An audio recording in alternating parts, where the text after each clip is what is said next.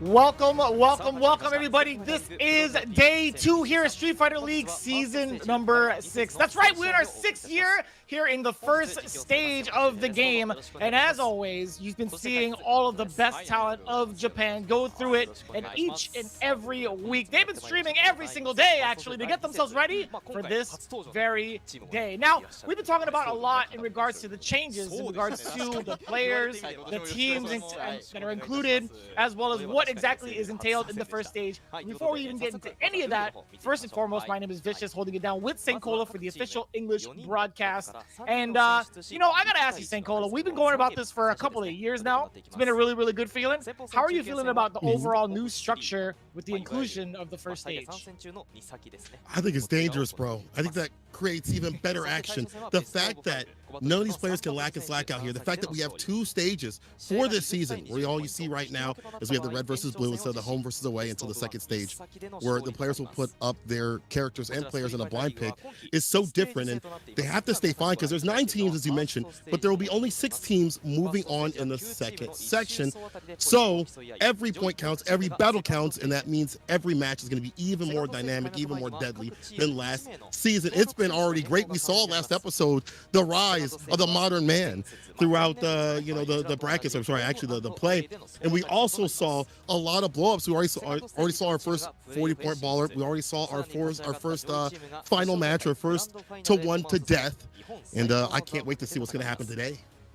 Right, this is the overall structure. If you guys can see it over in the graphics from the JP side, it leads into the playoffs, into the grand finals, into the World Championships, what happens over in Capcom Cup. So as it stands right now, again, we're just accumulating our points little by little in a round-robin system, right? We have all 9 of these teams duking it out for as many points as possible because they need to get themselves in that prime position for stage 2, but even more so in the playoffs because of how much is actually on the line, right? We always talked about this. 8 million yen with the lion's share going to first place, right? With 5 million yen going to first, 2 million yen going to second, and 1 million yen in the pockets of third place. Not too bad, especially if it includes this shampoo, because I'll tell you what, man, I was blowing this up last time. I'm like, yo, if you don't include that in the prize package, you guys lost me. But all jokes aside, very much so a serious deal, because not only is it for a hefty amount of change, but it's for the pride of their region, right? They want to make sure they become the best for a very, very good reason. There's a lot that really goes into the pride of being a Street Fighter professional, and it carries on over into Capcom Cup with that mentality as well. So these guys are trying to gun for the big stage to face off on a worldwide stage, right? That's correct. And I mean, for some, it's going to be a possible 2-peat because the previous winners were Good 8 Squad. They won the only Street Fighter League Japan, of course, but also won the World Championships. May be the same sort of thing, but we saw last week that the CYCLOPS, the new kids on the block, were able to make them bleed. It went down to the final game. That was the final match of the day. And so I think things are going to be close. It's a brand new arena, it being Street Fighter 6. And these players, even though they've been grinding every single day, have only had like a month plus a few weeks behind to grind. But today, we got to talk about our very first match, though. It is Shinobism versus DetonatioN FocusMe. Now, Shinobism did not get as many points as they'd like to have had previously. They only walked away with 10 points. And DetonatioN, this is their first foray for Street Fighter 6 and Street Fighter League Japan. And if you guys want to see some of the other well-known people in the FGC, more specifically, you can see Daigo. He's going to be co-streaming this as well. Kokujin TV is going to be doing it as well. I did see Haitani and Nanai going into it. But before we get into all that, let's talk about this team right here. Shinobism Gaming started things off with the swankiest of ninjas. It's Johnny with that Manon. Also has a sub Cammy, JP, and E Honda. But we also have the Grave Maker, the man who never misses a chance to put you 6 feet under. It's Fujimura with that Ken, followed by the Vanguard, Yamaguchi, looking to lead the pack in preparation for Shinobism victory with the Luke, all in preparation and planning of the head ninja Shinobi Prime, that is Momochi, with another Ken. Overall, a solid and sturdy team. They didn't find the success that you were talking about last week with their only 10 points on the board. But overall, I think their structure in terms of the character selection, pretty solid. also a solid assist team right here with the addition of a certain somebody. We'll see them real soon. And we're going to see right now the attack on Heavy Tank. Fudo has joined Team Detonation. Explosive with that DJ and Sim play. Right after that is going to be the trickster himself, John Takeuchi, with the Jamie of all things. We'll see if that comes in the first one with the Rashid as well later on. But the Shipyu Jinrai master himself, now Min, with that Kin. We'll see how fiery he gets out here. And last but not least, it's the meal ticket himself, Itabashi Zangief, going with, of course, Geef. He's been super hyped to play this character. He wants to take this character to the top spot. Good luck to him, because there's a lot of bad matchups that he has to get through, but he is one to be ready and steady when it comes to the reads. I can't wait to see what this team's going to do. They have, it seems like a better variance in terms of characters. We have the addition of Fudo, who has always been a front runner in terms of points for whatever team he's on. We'll see what he does against Shinobism, who are hungry for more points and hungry to try to get in that top spot. No doubt. There's one of the biggest things that I've been kind of focusing on, and it's no pun intended, it's Detonation FocusMe. I wanted to see what Itabashi has in store for the first match here. No spoiler alert, but there you go. I want to know how he's going to pilot this character against one of the more talked about characters in the current meta, and that is Ken, piloted by Shinobism's own Momochi. So essentially you have both captains going head to head right off the bat. You couldn't ask for a more explosive start to the matchups. And what's really funny is Itabashi has been streaming this character a lot, but also has been kind of dabbling with Marisa. I think both characters are very interesting in regards to what they can do, because it's very similar in that regard. They can blow up pretty well. They can deal a lot of damage off of like a single opening. Granted, in two different ways, right? Zangief more so off of the XS or ODSPD. Marisa off of a single whiff punish into any sort of drive rush, aka any sort of big bird special. There's a lot that both of these characters can do in a similar regard, but I think Marisa has a better time doing it. So I wouldn't necessarily say like Itabashi's secondary covers the rest of the spread that he's looking for per se, but we'll see. Again, it's still early. Maybe my analysis is a little bit rough on that, but that's just my interpretation of like his overall selection. But I think Zangief might just be the choice all the way through against Momochi.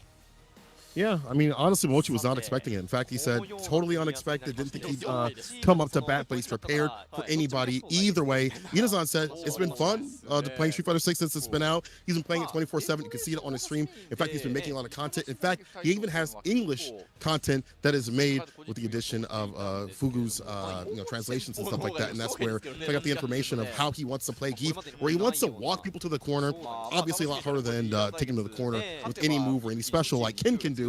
But Geef, once he puts people in the corner, he wants to focus on keeping them there with air-to-airs with the headbutts, walking back with the lariat for the anti-airs, and that has been his game plan style and what he wants to focus on with this character. He wants to take this character to the top spot and make people think that Geef is broken. Again, good luck to him, but again, this is early days. Maybe there's something that he has got in his pocket to showcase how good this character is, and he even says himself he wants to showcase his long hours of Street Fighter 6 that he has been playing. I mean, he's always been a grind master. He's always been ridiculous with this character. I think you're right when you say that Marisa maybe doesn't cover the matchup spread that he, maybe on paper it doesn't cover the matchup spread, but maybe covers what he wants to do as a player. We've seen him play Abigail previously, and it's reminiscent of that. And having another strong character, even if it doesn't cover a matchup spread, is still a pretty good option if your character doesn't fit, if you have to fight the likes of Sim, a projectile character. But I am curious of this matchup. I play a little bit of Ken recently. I fought some Geefs. It feels great to be able to have a side switch option with Dragon Lash. It feels great to be able to get out of the corner if I find one confirm into like level 1. I'm out of there. And then Geef suffers, although he does have a good time against throw pressure if he does the OS wake up SPD. He gets more damage than your typical grappler. So I think that being up in the corner for Geef isn't the worst, but Geef has an OS SPD. The jump cancel is what I'm talking about. The jump cancel for the SPD jump cancel. Oh, so that's like you can still get blown up. It's not an option select. That's definitely like you have to commit to that option sort of thing. But yeah, it's not an option select. That's the kind of scary thing when you talk about like the defensive options that Zangief has. He's a bit limited, right? If you were to do something like that, it's only going to be a solution for one strategy. And it would be like throw loops, right? Which is going to be a thing that Ken kind of presents. So I guess like the topic is kind of valid. I think Zangief's defense is it's a bit lackluster, but there's a lot that Zangief can do to kind of keep the pressure on that doesn't require any forward advancing normals, right? Inherently, he can just use the mechanics in the game. He can use drive rush to close the gap if need be, to apply plus frames. I don't know if you've ever been knocked down by a Zangief consistently enough in ranked, but anytime I get drive rush headbutt, brother, that's +8. I'm not moving. Like I don't know You're there. if you've experienced that yet, but I don't think there's a lot that Zangief needs to kind of like walk you down. A great example of that in the States, obviously, is Snake Eyes. Zangief can walk you down. I think one of the primary struggles is trying to like not get whiff punished, trying to out normal the opponent pretty often. So we'll see if that plays out. See what happens here. First match of the day, Shinobism versus DetonatioN. Again, Shinobism trying to get that long climb up, gets a punish counter, able to get the full sequence right there with the mediums. Strikes back though. Momochi with the medium kicks and the heavy target combo. Brother, this costume is sick on Zangief, man. I love this outfit and I love this color. It's so sick. That's what I'm talking about, yes. Ooh. So this is exactly the kind of pressure I wanted to see from Itazan, and I wanted to see how Momochi, if Momochi, was going to be ready for it. Not going for the side switch, we're going for the corner carry instead with the enhanced Tatsu forward throw, dash up, the counter check, you're dead! Ooh. That quick? That much. Itazan. Oh, that could have been a huge punish. Yeah. Hella minus on that sweep. It is quick, 8 frames, but was blocked. As I try to walk into the corner once again. Has many ways to get up. He finds a confirm. Yeah, and he's primarily using the fierce, you know, the giant punch to the chin as a way to kind of bully against Momochi's normals, right? It does have armor if you hold on to it, so it's a great way to kind of blow up the neutral tools that Ken does present. But looking at it right now, yeah, Momochi starting to use the fireball tactics a little bit against Itazan, but that might not be for naught. Okay, and I love that. A little bit of damage. We'll still take that on a punish counter against the sweep. Trying to fish off of the medium punches. And again, +4. Yes, sir! Bust out OD Shoryuken. Immediately. Back to neutral, playing the slice and patient. Careful those fireballs. That stand fierce you were talking about. Also clip those projectiles. Go right through. Chin right kick. Heavy addition to get that corner carry. OD on reaction against a drive rush. Time to work up in this corner. Can have some of the best corner pressure in the business. Oh no! If he gets super R3, it's over. From both ends, really. A single hit will determine the outcome here. And you can see how much they're so like tentative about it. Don't you not try to get gripped up? Yeah, do not want to be put up in the corner. Nice offensive. I like that. Drive rush to the corner. Impact, it's over. You can't do that. And you know what? No timer scams here, right? The timer freezes this time around. You're gonna get the full explosions. Final atomic buster. The level 3 super coming in from Itazan. And that was a little bit of an error from the side in terms of understanding in regards to what to do against the charged up fierce from the side of Shinobism Gaming. Momochi can reaction drive impact it. It just has to be significantly earlier. Too far for the grab though. City whiffs, more carry, enhanced Tatsu on the corner. Frame kill the jab, neutral jump, calls out the defensive SPD. No confirm off of the stand jab. I wonder if he wanted that drive rush because the dash did come out after from Momochi.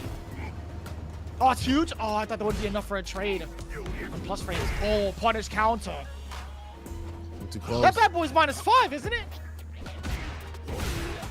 -5, -4.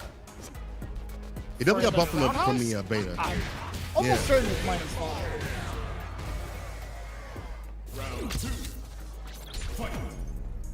Either way, good corner pressure though here from Momochi. Squaring things up, like putting in the neutral jumps. Tatsu up in the corner, DP of course. Walk up throw. They're coming to play, all these throws. And we thought, I mean, like the defense was as much as it could be from the side of Itabachi, right? I think though, if you're looking at it from this perspective, it's like, all right, well, at least he's gonna have to really work for his kill on the next hit.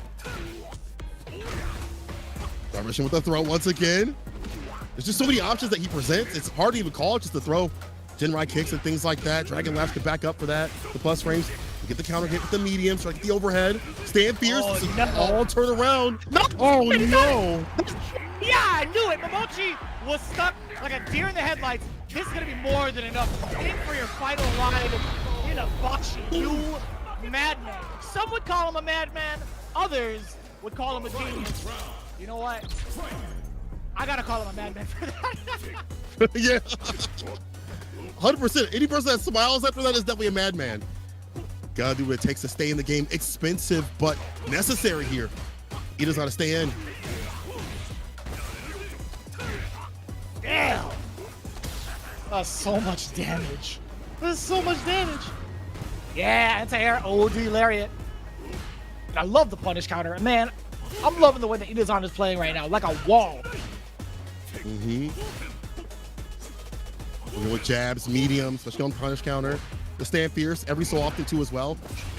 And never enough where we've seen it be with punish. The drive rush throw up in the corner. Defense is gonna be tested here once again. Oh, this is so important.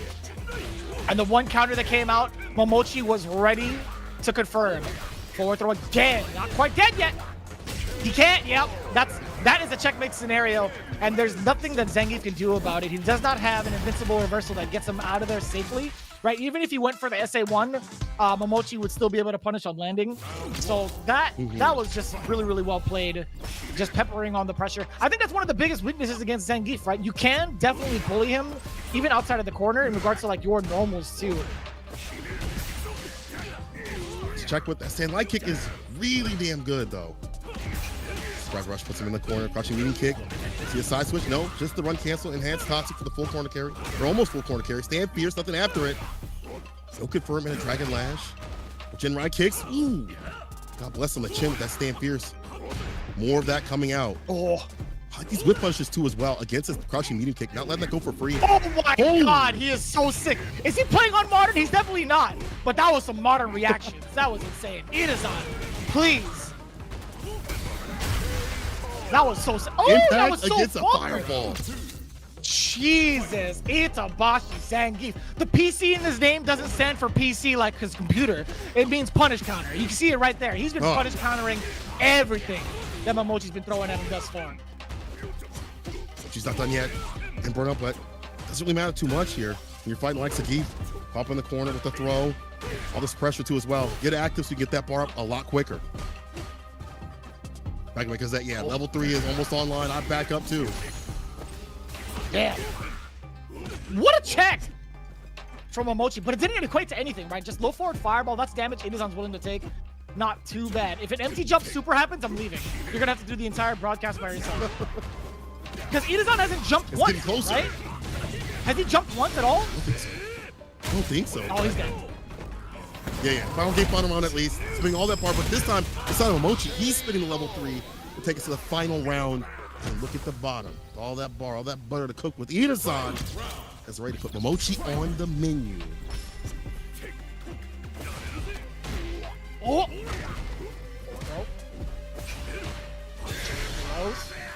I love it. I love it. Don't even let him get that pressure for free. Momochi in for a ride again. Ugh. 50% gone. Big lead. Got that Wallsy style now. Gets alone with the Lariat. Is it the Lariat, I should say. And Sasu up in the corner. Again, defense being tested. It's time to throw instead of the overhead. Woo. So far, again, he's on. No, he wasn't ready for it. I totally get it. He's still waking up. I get it. Again, another impact. Real discreet.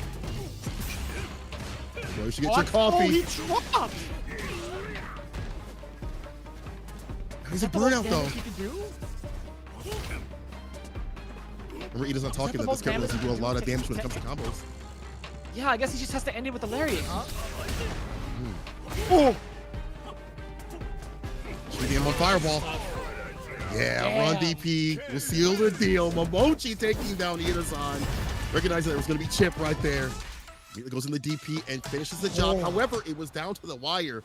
All about that resource management. Mochi did a fantastic job at the very end right there. And that corner pressure too. But that drop though, I wonder if there could have been more in that combo. But maybe not. I don't think it was a drop, but I don't recall. He didn't have any more drive gauge left to continue the combo. That's tough, right? Because I think the most he could do was probably prop him up for like something airborne into like maybe air burst dynamite. But again, I'd have to look at the meter. But overall, that's just a tough spot to be in for Inobashi. I think in the corner, he was losing way too much life. What's funny is I wanted to see him kind of utilize the heavy punch again against a drive impact to kind of absorb it, but it didn't come to fruition. I was looking forward to that strategy being implemented, but Momochi still as sturdy as ever with Ken. But taking a look at the stats. Hey, by the way, the 1, 2, 3, 4, the fourth item from the top was actually OD reversal. So we figured it out. Okay, which leads me to my next question, right? How does that work with the stats currently in terms of OD reversal? Does it count for like maybe, I want to say like SA3 from Zangief because he landed both of them, right? That's an overdrive reversal, I guess, or invincible reversal, not OD reversal. I want to say invincible reversal. I'm gonna change it on my stats. Yeah, let me write that down too as well. I think that counts. Yeah, that should count. I feel like that should count. Either way, we're creating an audible, right? It's gonna be invincible reversals. Saint Cole is writing it on his notepad. I'm doing the same thing. But there's a lot to really consider, right? In regards to the stats overall, I think there's a lot that Inobashi had done really, really well. But moving on to the next match, this is going to be sick. So I expected Fudo to play DJ in this matchup instead of Ken. I think DJ does a lot that Ken can't really hang with as much. But overall, I'm glad to see Fudo busting out the DJ. I'm also glad that it's not Sim, because recently I've been asking people like, yo, I don't know how Ken deals with Sim right now, and I've been told the drive impact into whatever you want, getting wild, put him in the corner is the way to play, because once you put Sim in the corner, he's gonna be lacking. But I like the pick. I like the DJ flip. I think DJ can go toe-to-toe as you were saying against Ken. Great normals, fantastic. Fireball pressure that can definitely keep up with Ken and stop him from drive rushing right after. And Fudo's been working on this character. Mobich has told me, the resident translator out there, has been telling me that Fudo has been just hard body working on this character quite a bit, as much as he had with Sim with the first couple of weeks. So we'll see how development is against Fujimura, who had made that switch to Ken really early. I think the first week he played Jury, and he still plays Jury on the side, but he had been like, yo, Ken is the truth. And we've seen Fujimura work previously. He was great last time we had met, and Fujimura himself says he'll just do his best. I'm very surprised like Fujimura had not gone towards like the Kami train, because that's the kind of character he wanted to play towards like the end of 5, if I'm not mistaken, right? The playstyle that he wanted to implement. I think that character would benefit him really well, but I think he's also very good with like single hit confirms and going into like drive rushes. So I think Ken in that regard would be the better pick for Fujimura because of the damage output alone. And I think maybe like corner carry. I think the corner carry is a little bit better for Ken than it is for Kami. Like, sure, you can get like drive rush, spiral arrow, but like enhanced Tatsu is such a big deal, and it leads to a 50-50 scenario. I think that's way more potent for a character's corner carry. But yeah, I think Fujimura, I think he'll have a lot more mileage off of single hit confirms with Ken. But I wouldn't be too surprised if eventually he goes for Ken. Fudo looks like he says, I thought Mochi for game 1, but didn't expect Fujimura as the second player. He'll just have to do his best. His guess was wrong, but even with these, the wrong guess of like the player, I'm sure they had the character knowledge. I'm sure they ran into a million Kins. They have Daigo also on the sidelines, who did not want to participate in Street Fighter League Japan this year, and many other tournaments. He wants to take a back seat and focus on content and developing his own style first. I've seen a lot of players like go to him for that Ken practice as well on the side, instead of having to go for like, hey Fujimura, can we run this match? I know we have to play in a week. So they'll go to Daigo instead, who is playing Ken. So I'm sure he's got a lot of practice. And there's a million Kens just in general. It doesn't matter where you're at. There's Kens everywhere. It's a fantastic character, really strong character, and just really fun. Ken's just really, really fun in this game. Just really enjoyable. Yeah, I think he's like the complete package in what a Street Fighter game should have. Like, he has like the DP, he has the fireball, he has amazing normals, he has good damage output. Like, he is like the staple character, I think, that would really, really help any level of player And I do mean that, right? I think there really is a saying about like how often you would see Ken out in the streets. It's for a very good reason, because I think he's very easy to pick up. I think he fits the Street Fighter engine pretty intuitively in every version of the game, in my opinion. Same goes with Ryu, but there's something about fire that comes from your hands that like makes it that much cooler. But all aesthetics aside, I think going into it, Ken versus DJ, what are your initial thoughts on this matchup now that you've had some Ken experience? I'd imagine you've faced off against plenty of Slurms McKenzies off of ranked against DJs. Like I'm sure you've seen all the drive rushes. I know you are you're a meme fiend, so I'm sure you've seen all the memes about it. What is your take on the Ken versus DJ match? I think it just feels even. I feel like, you know, it can sway either way. I do feel like, you know, like if DJ tries to get in with, you know, the Sobat, you know, trickery and stuff like that, having that light punch DP come at that perfect angle, denying that is really great. Having that corner carry to shift the tide is really great. And not be in the corner for the shenanigans that DJ would like to do. I've already seen back heavy kick into drive impact resets from people coming through, and that's kind of hard to deal with because my reaction's kind of old. So being able to side switch already off with this character Ken is fantastic. I think even though Air Slasher is a better fireball, like a normal fireball, like the fireball game might be better in DJ's hands depending on, you know, I feel like the feints definitely make it worse. All it takes is like one OD fireball to just switch everything. Once one OD fireball lands from the side of Ken, that's drive rush, stand fierce into I get the party. So it's, I feel like it's pretty even. I feel like the normal situation too as well, like where they want to stand and where they want to place their stand fierce and stuff like that, that's pretty similar. DJ, even though he doesn't have a cancelable low, he does have a sweep, and that sets up for like forward medium kick, you know, the plus frame situation off of that. That sets up for drive rush right after, or whatever you want to do. So I do think this matchup is pretty even. They can fight each other pretty well. I think that if you're looking for a counter pick to either character, you don't want to play Ken or DJ. You're gonna find it pretty damn even. But I think it's fun. I think it's one of Ken's, like, I think it's entertaining to play. That makes sense. Sure. I mean, like, it's always going to be entertaining to play and entertaining to watch, but I think there's a lot that DJ can do to kind of stuff out the normals that Ken presents in this matchup. One of my biggest concerns is the fireball game, right? Ken doesn't have like the best fireball. DJ, I will say this, and I'm sure like at the higher level people will agree with me, DJ doesn't have the best fireball. I genuinely do not think his heavy fireball is that great. It has so much recovery on it. It's great as a read more than a preemptive, something preemptive, but his medium fireball is pretty decent. I think that's like the real fireball in this game. But going into it, and I'm loving the spacing so far.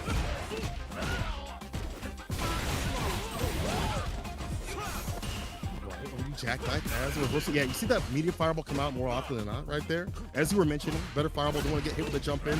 Jump fierce again. Deadly button. Goes on a range like stand fierce. Those that stand fierce up in the corner.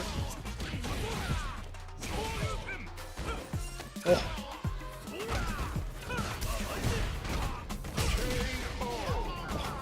Jesus. That was a quick decisive match coming in for Fujimura.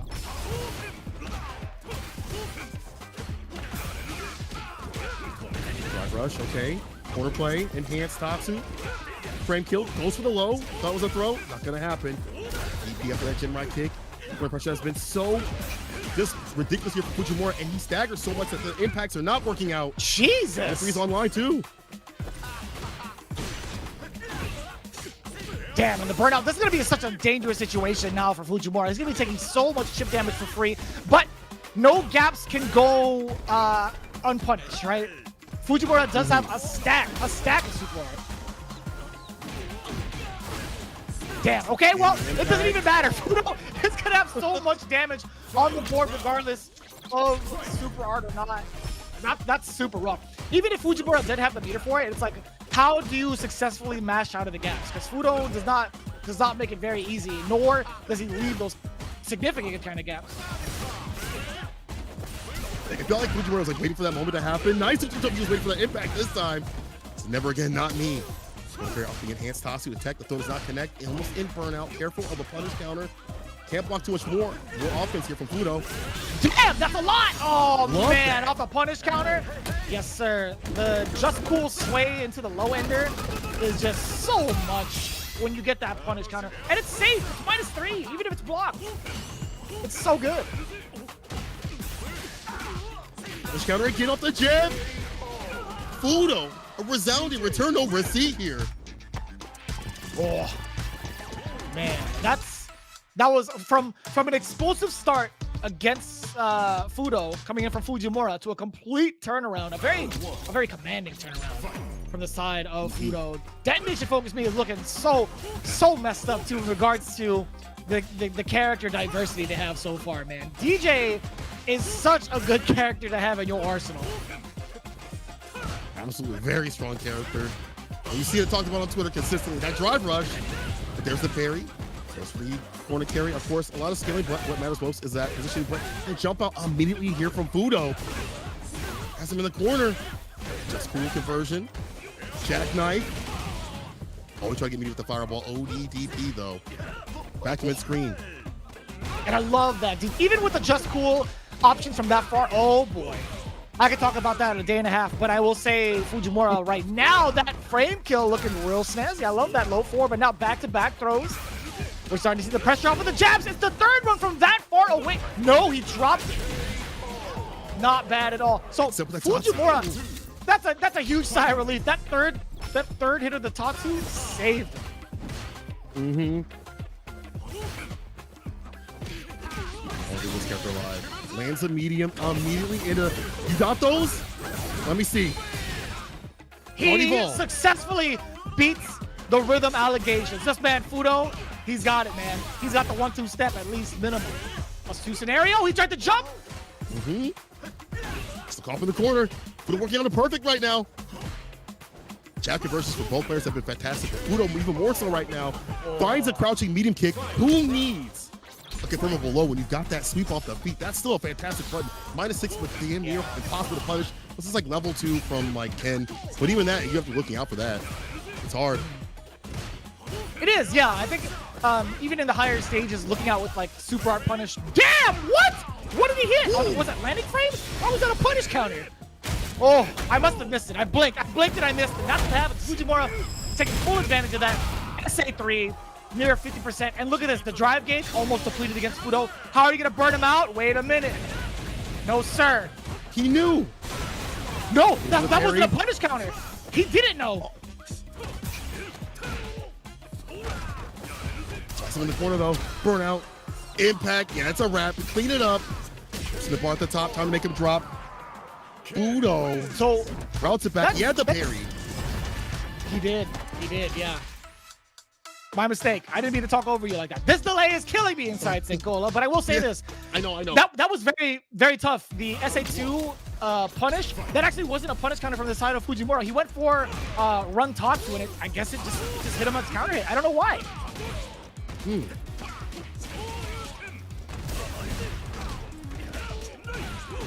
Right, Fujimura back in business up in the corner already. 20 seconds in.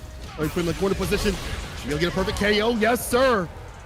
All the drive need to utilize to get that victory. So I had enough of this tomfoolery. No, you can't do that, man. That's one of the cooler things about Fujimura's game plan is that he's not afraid to kind of walk into the ranges where you're trying to buffer and test you on that. All right, well, if you're buffering a Sobot kick, you're going to get punished for it. But speaking of Sobot kicks, the roundhouse ones being +2 afterwards is so dangerous. That was a punish counter so far. Side switch though here from Fujimura. Yeah, kill that bar as much as you can, but Fujimura with the parry. Or medium kick, plus frames, backs away, crouching medium kick. And Jinrai, the fade to get the sweep. Perfect parry. Oh, but the impact. Tries to get his. No way. Just cool conversion. That was actually OD. I'm not even trying to be. Oh boy. We got the rhythm. We got the rhyme. Does Fudo have it? Yes, sir. Extended. It's DJ time. Look at that, man. That is what I was waiting for. The +6 scenario on the drop, the intentional drop. So good.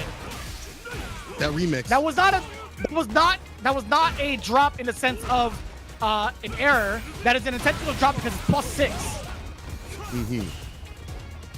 Let's follow us.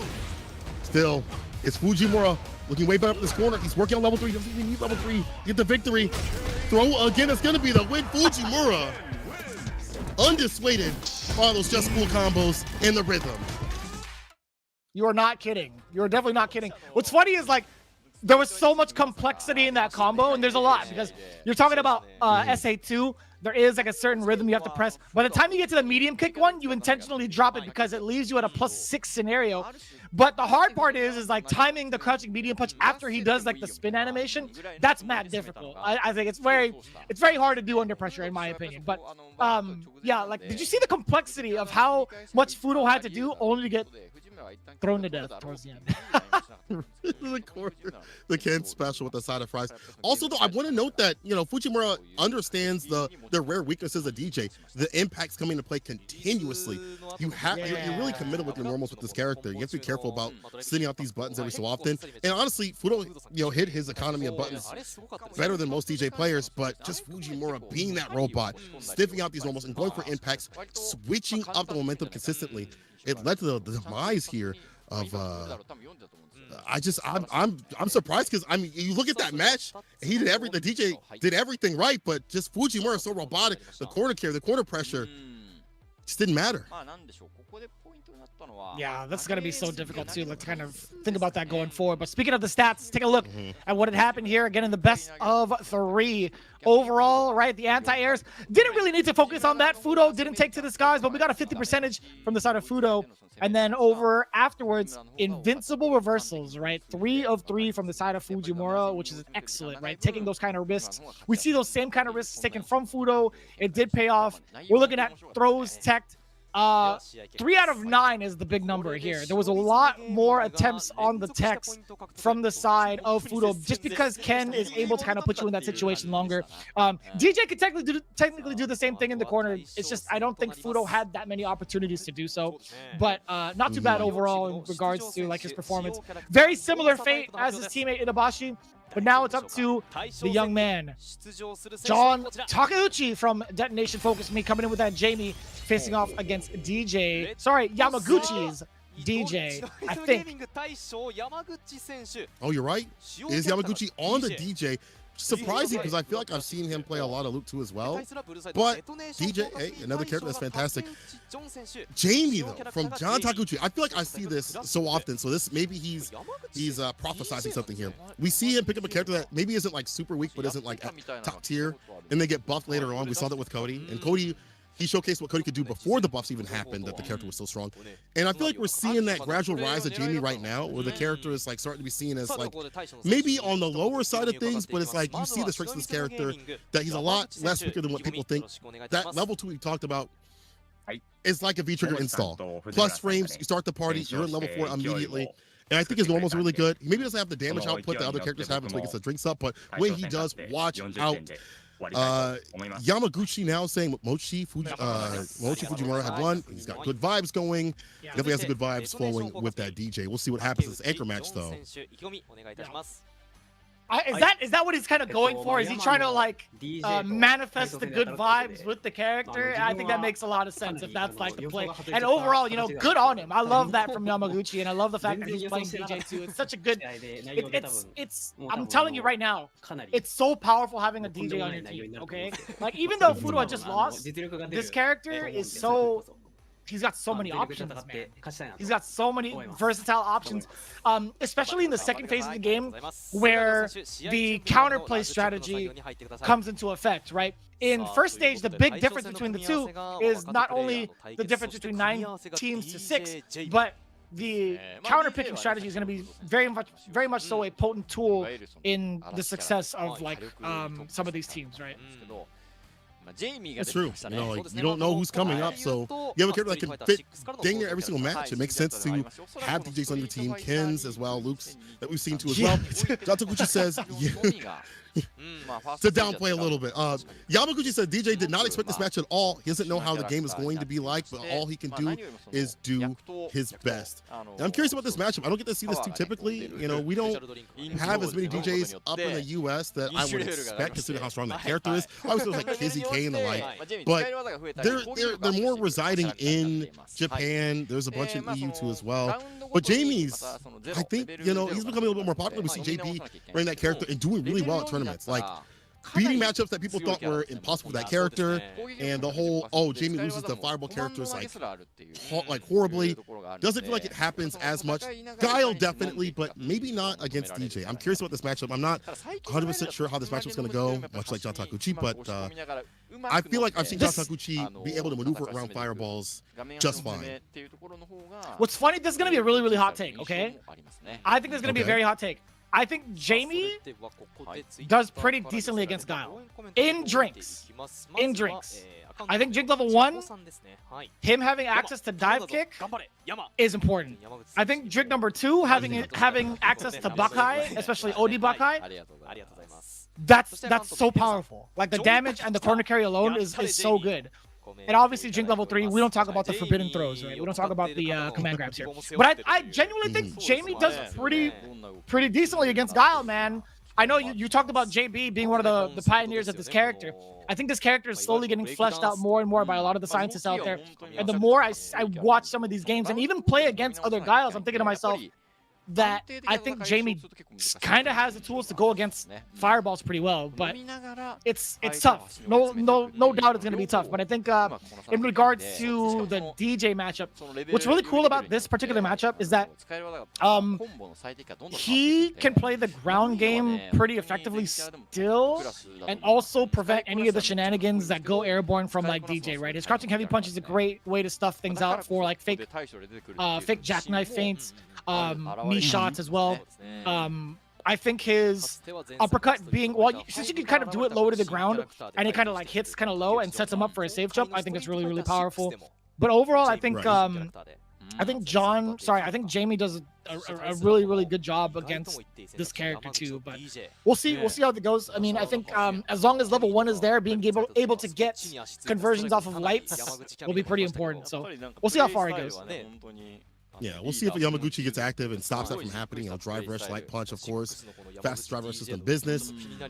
Just, you know, stopping things with like OD air slash. I'm also wondering how air slash is going to work against this character. Obviously, you can call it out with the spins you mentioned and the dive kicks. And what if the feint is going to be part of that game plan to like fake out and then find a punch against the dive kicks? I wonder if that will also be a part of this. And again, as you pointed out, Jamie's getting fleshed out by all these players that are around the world, and we're seeing more and more tech in this character. In fact, we're seeing people get grimy with drive rush stand here, showcasing the character can get down and dirty with the rest of them. DJ versus Jamie. Let's get it as a final anchor match, possibly. We'll see. Will be a first and one later on. Yeah, I think one of the biggest things is that Jamie can dominate on the lower end in terms of like the lows that he presents, with low forwards being cancelable, and that's one of DJ's biggest issues, right? But currently not a bad one. I think like it's not going to be too bad in regards to what he has in his entire toolkit. Oh, this is tough. Yeah, he's stuck here with all the chip. Yeah, he gets to reset it. Plus frames on plus frames. Yeah, that is a death trap, ladies and gentlemen. There is no big significant gap for John Takeuchi to bust out with level 1, nor would it be worth it, even if he wanted to. Right, still back up in the corner. Right kick, drive rush. Back in the corner we go. The jackknife right after the feint, yo, against the throw bait. God, he is mauling him right now. Let him play backs up for the anti right there, trying to get the cancel. Raw DP at least gets a drink. Uncooked. I love that backdash from Yamaguchi too, just getting away from the presence of John Takeuchi. He could have gotten into like a really, really difficult scenario to defend against. That is it. More than enough damage. Yamaguchi, don't drop it, son. Okay, I was gonna say. Woo! But you see the dominance though, Yamaguchi like not letting him get started at all. Like no drinks, none of that, you know, Bakai stuff, none of the dive kicks at all, stopping that from happening to even come to fruition. And again, we talked about the more drinks you get, the more powerful you get, the more damage you can get. And DJ, to get the rhythm started, does not need any drinks. He just needs a little bit of bar to go far. He doesn't really need that much bar to actually get damage, to be honest. So Yamaguchi just mauling John Takeuchi right now. Yeah. So a lot of the chat were kind of asking about that exact burnout sequence that came from Yamaguchi. There's a way to kind of layer your offense into heavy fireballs, into crouch jab, into a medium into heavy fireball again to keep it a true block string, and then in order to move closer so that the gap isn't like causing any like extra frames in between, OD fireball puts him closer in range to start the loop over again. So you can do that loop as many times as you want and then go into a critical arc for like 3,000 damage or something. I think that loop was shown off for the first time by Mono from PR, right? I think he put that out on Twitter, I think like week 2 of playing DJ, and that does a lot of chip damage too. So the map checks, it all checks out, by the way. That is truly a block string. Pressure to game alive. Let's see what John Takuchi has. Punish counter. Caught the command normal back throw up in the corner.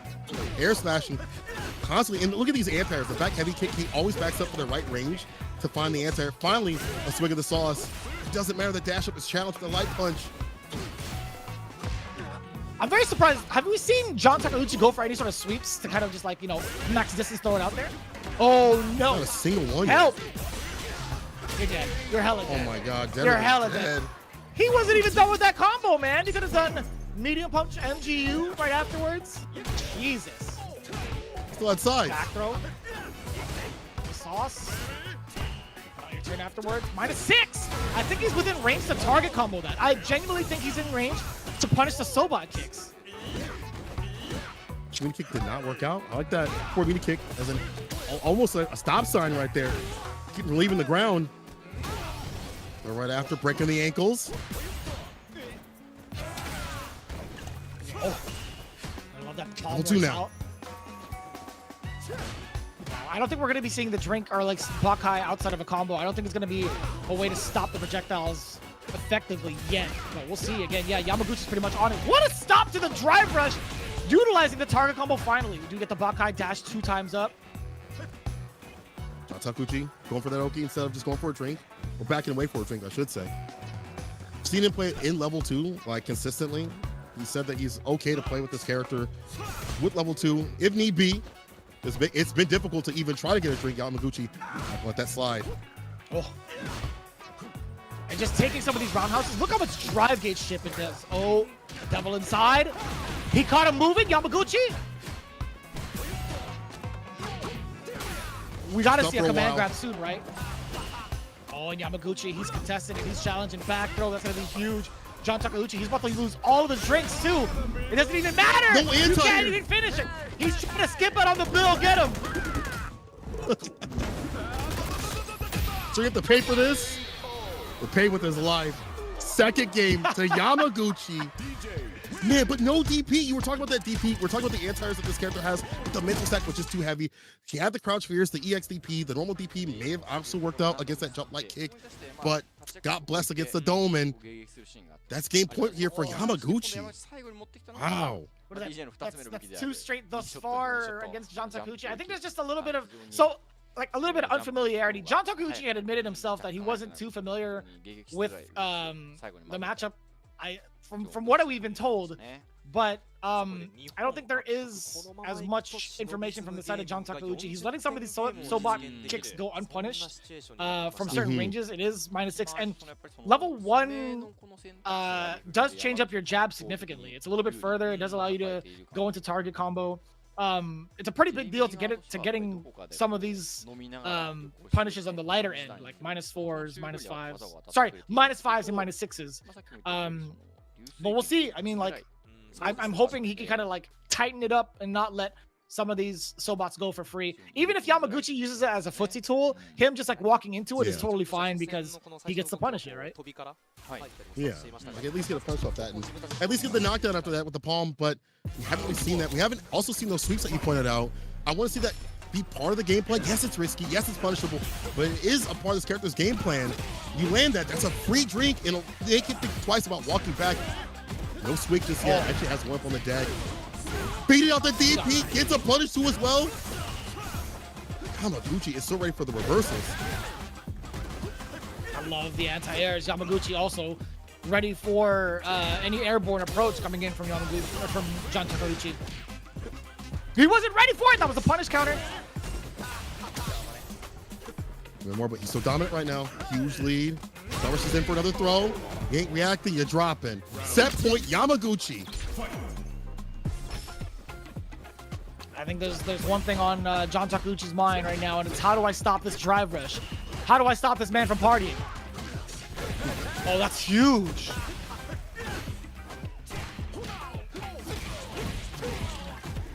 I'll take a swig. Let's go for the Oki. Absolutely fine. Get that level 2. Definitely be able to party on your side of things. Yeah. More than stand heavy kicks coming through. You need to stop landing. Go on. I was gonna say, if you think the standing heavy kick's not landing, I like that as a button. I mean, it's drive impactable, cancelable, just in case you want to go for the impact right after. But yeah, it doesn't even matter right now. Yamaguchi's so dominant, full screen, everywhere on the screen, I should say. Yeah, I think it's one of the few that are drive rush cancelable, right? If I'm not mistaken, that's pretty good. Both of JB's heavies are cancelable to keep them safe from like drive impacts and stuff. But what is that? What? Just I think you might have wanted to go for level 2. Listen, man. As much as I love watching everybody from the Japanese side, that was extremely questionable, right? That had to be target combo palm into level 2, into like whatever mix-up he wanted. But that was a huge error from the side of John Takuchi.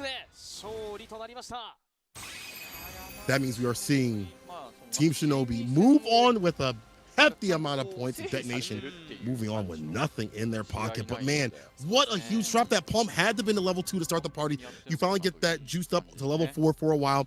You have that command grab mix up. That's the nice stuff that you see on Twitter about sick tech, the safe jump setups and stuff like that with the jump fears. There's a lot of stuff you could do when you have that level 4, but if you don't cancel, it's a punish, and it's also just Yamaguchi running away with it. Could not stop the drive rush, could not stop the party. It was just too much to deal with. There's even moments where we didn't even see anti-airs that should have came through. I feel like when he lost so much health, when he was down so much in the rounds, he just didn't have the answers that he had previously. Like, it's like that focus is like, just, I don't want to say he's like panicking, but maybe it is that. I don't know. It's just surprising not see level 2 or anti-airs at the very end to at least save him or afford him some more time. Yeah. There was a couple of things that came to mind. I think it was just a little reluctancy to use some of the, I guess, unsafe moves, but like more importantly, sweep. I think sweep needs to be tested at least once in a matchup. Like, despite it being very punishable, what is it, like -10 or -8, whatever it is, right? You kind of have to like space it out and check if the opponent's gonna punish it. I think it's -10, but DJ could probably do like a sweep afterwards, but you still gotta check the approach, right? I think overall, like, there was a little bit of hesitancy overall from like John Takuchi, and also not ready for just cool enders and what to do about that, because just cool ender, even the light one, if it's blocked, it is -3. You are able to kind of get your normal in, but it's tough, man. It really is tough. I was literally playing a set with a master rank DJ, like first to 20, and even then, man, even if you know the just cool is coming and you defend against it properly, trying to like parry it, perfect parry it, etc. If you like happen to miss that perfect parry too, it's still like tough to even try to press a button, or like at least try to force the DJ to erroneously fall into your frame trap, right? So that's tough, man. It's tough. Seems like it's pretty difficult. And Johnny says, drive impact is it. Love it when it goes through. He's nervous though when he's not playing. Momochi made drive impact go through, which brought good vibes. Oh, I think this isn't Johnny. Yeah. No. They're talking. This isn't Johnny. Anyway, Momochi low, teammate drive impact go through. Yamaguchi didn't think he'd be asking me the anchor match. Johnny was talking first. He was like, "Yeah, I was just hanging out." Like he was, yeah. Johnny in the bottom right, the swankiest ninja, because he didn't get to play today, right? So he was just chilling. He was hanging out. Yeah. They asked him for his thoughts, and he's like, "You know what? Drive impact is the business." And like, I would say, in certain characters, I think it's drive rush that's the business, dude. Drive rush plus DJ. Cruise control, baby. Autopilot, take me to the promised land, man. Just vibing with that. Very quick, but yo, Impact's definitely also came through here for. I didn't see that many come from the side of John Takuchi. You know, that would have also been an option against some of these long range normals like stand heavy kick. Didn't really see that. Yamaguchi said Jamie match he didn't prep too much. Just using Jamie at ETA, so he had an idea. So he had an idea of how the character worked, but he didn't prep that much against the matchup. But at least he understood how the character played. He dabbled in it. He actually didn't think he was going to win the anchor match, which is actually wild. So good to see him get that victory. Fujimura said he did make some mistakes though in his match as well. He was still able to walk away with the victory. I mean, he wasn't able to showcase what he prepared. That's wild. He wasn't able to showcase what he's prepared, but he was still very dominant at the very end. It's tough, man. I think like when you're playing against a DJ, you can't let any mistakes kind of happen. I wonder like how much more Fujimura could have brought to the table in regards to like the strategy against someone like Fudo, who can be like quite a tank, right? His nickname is literally attack on heavy tank, right? Or attack heavy tank. But I'm kind of curious on what Momochi had to say. Like, I was thinking about his matchup against Inabashi and like the quick transition he had to make, and talking about like the utilization of drive impacts to take advantage of Inabashi's awareness of it. So I'm kind of curious. We are getting his translation in as we speak, but that matchup is something I think most people should kind of like look into. Ken versus Zangief's matchup. I think there might have been certain instances for Inabashi to kind of make a comeback, but I think overall, Momochi's comeback was super solid. He says, we won't be able to for a while. We need to maintain our motivation. So this 40 win has been a big meaning to us. Excuse me, I can't read. But yeah, they won't be able to play for a while according to the schedule. So they're just trying to keep this this win in their pocket and lead it to their motivation for the next game. So looking overall, we're looking at the score in the best of 5. We're looking at the anti-airs, invincible reversals, tech throw, and drive impact overall. 50% on drive impact, not bad. Not bad at all. Yeah, but on the side of John Takuchi, I would at least still like to see him attempt to do so. We mentioned how you can drive impacts on the normals of DJ. That is one of the problems listed by some of the DJ players. In fact, Mono had said that on the reversal channel, like, you know, when pressured, the weaknesses of the DJ where he's like, he could impact some of the drive impact some of the normals, and he couldn't find much else. But, you know, that's something I would like to see attempt, especially in a longer set. And then also the sweeps too as well would have been nice as well to stack on, to get some of these walkbacks. Drive rush, stand fierce would have also been good too as well. I'd like to see, you know, John Takuchi get a little bit more active. But either way, Shinobism walking away with 40 points. They definitely needed it because, again, as they mentioned, they're not going to play for a while. So this is very beneficial. For Team DetonatioN, this is problematic. Walking away with 0 points is real bad. Remember that only 6 teams walked to the second section, the second part of the season. So if you're in the bottom 3, you're out of here. We've seen DetonatioN come back from worse. I mean, we've seen them have a rough start in the previous season, and they ended up making it pretty far. So I don't want that theme to continue, considering who is on their current roster. I think they have a very excellent roster. The player that we didn't get to see was Nauman. I love the way that he piloted Sakura before. Him and a Shoto seems to be like a pretty good match. But overall, I kind of want to see what happens in the future for Team DetonatioN FocusMe. And currently, as we get into our second match, we do have these slides kind of read to you. I can't read it personally. Saint Cola is absolutely proficient in Japanese, so he's got it. No, I'm totally kidding. But we do have a lot of promotions going on for the Realm of Street Fighter 6. Again, be sure to scan that QR code for a bunch of bonus goodies. I would love to have these 2 plushies IRL. I don't know if it's like a real thing or not eventually, but that'd be kind of sick. Also, would be kind of sick is getting some of these shirts. Yo, Capcom, hook us up. We'll wear them on the stream. I'd love to get that Akuma, bro. That looks super sick. As we wait until next year in winter for that character. We'll have to wait too long, though, for Rashid. That is going to be coming up real soon. I know we haven't got to that slide yet, but, yo, I'm just excited to see that character at San Diego, being able to be played, tested a few days before release. After they've been showcasing what they've shown on the Twitters, it's going to be super sick. And also, we get some of these hoodies too as well. I'd love to wear these and show them out and about at other tournaments too as well. The Street Fighter League can get these on the Amazon Japan website, but I'd like to find a way to get them out here. I'm not going to lie. Look at that, dude. The casters get to wear it, man. They got the. I love that. They were like, hold up. Look at this. We got the shirts. That'd be nice. I'd be super sick.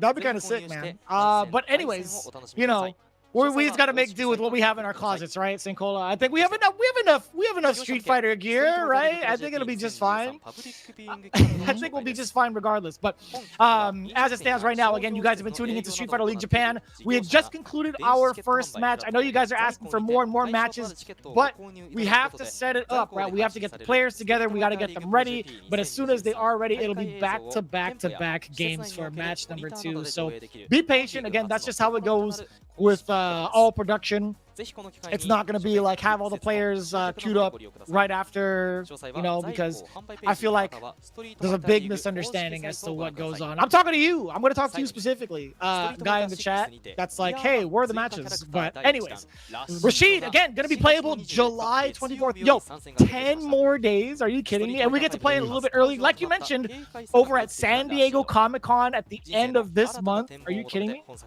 That's a pretty good deal. Whoever's out there, please let me know if Spinning Mixer in the OD Mixer is a real thing. If OD Mixer is a real thing as a reversal, I just want to know. I want that to be one of the ways that people leave out of EVO, because he is going to be legal at EVO. And I wonder when we're going to see that character come through at Street Fighter League Japan. If someone's going to take the risk of playing that character, if John Takuchi's going to be the character, I'm okay. But we're moving on to some more matches after this break. GyoGun versus Cyclops Athlete Gaming, the new kids on the block, versus the veterans of GyoGun. This is their first appearance. That is, of course, Mizuha, Moke, Machibo, and Mago versus Cyclops Athlete Gaming's own Kazunoko, Dogra, Finready, and Go Ichi. Y'all do not want to miss that match at all. That's going to be a barn burner, and we'll have more even after that. Y'all are getting so much Street Fighter 6 out here. Man, you were running and gunning for all of this, man. I gotta say, that was pretty impressive. Again, be sure to follow along on Twitter. Hello. Capcom_esports also has all the latest and greatest in regards to Japanese events for the realm of Street Fighter 6. And I'm also going to convince St. Cola to say Fenrich by the end of this season. I guarantee you guys, at Capcom_esports is where you need to go, and at _St. Cola and at Vicious FGC to figure out whether or not he's going to say Fenrich. But as it stands right now, we're going to prep for match number 2. You do not want to miss it. When we return, we'll have more Street Fighter 6 action coming your way here in Street Fighter League Japan Season 6.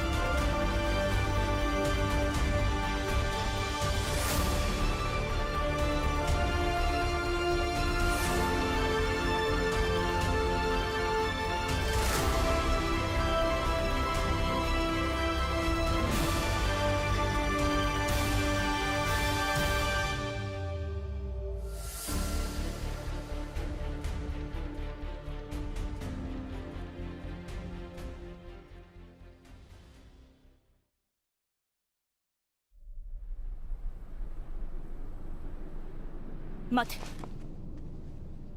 様子がおかしい。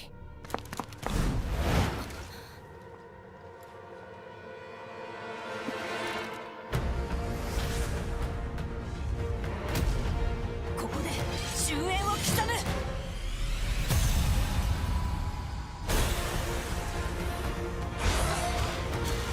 まだ理性が残っているのか。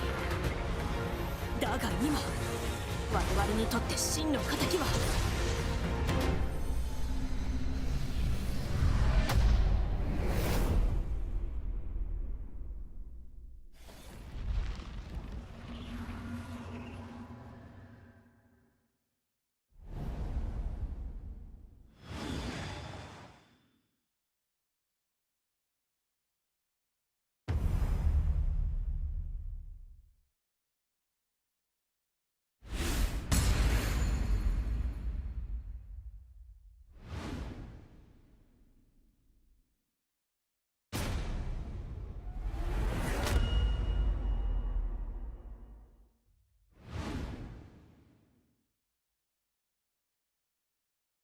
Let's do it. バイオハザードシリーズ CG 映画最新作 Welcome to Alcatraz. 最強のバイオテロに挑むのは最強のチーム Well, it's over now. Biohazard Death Island.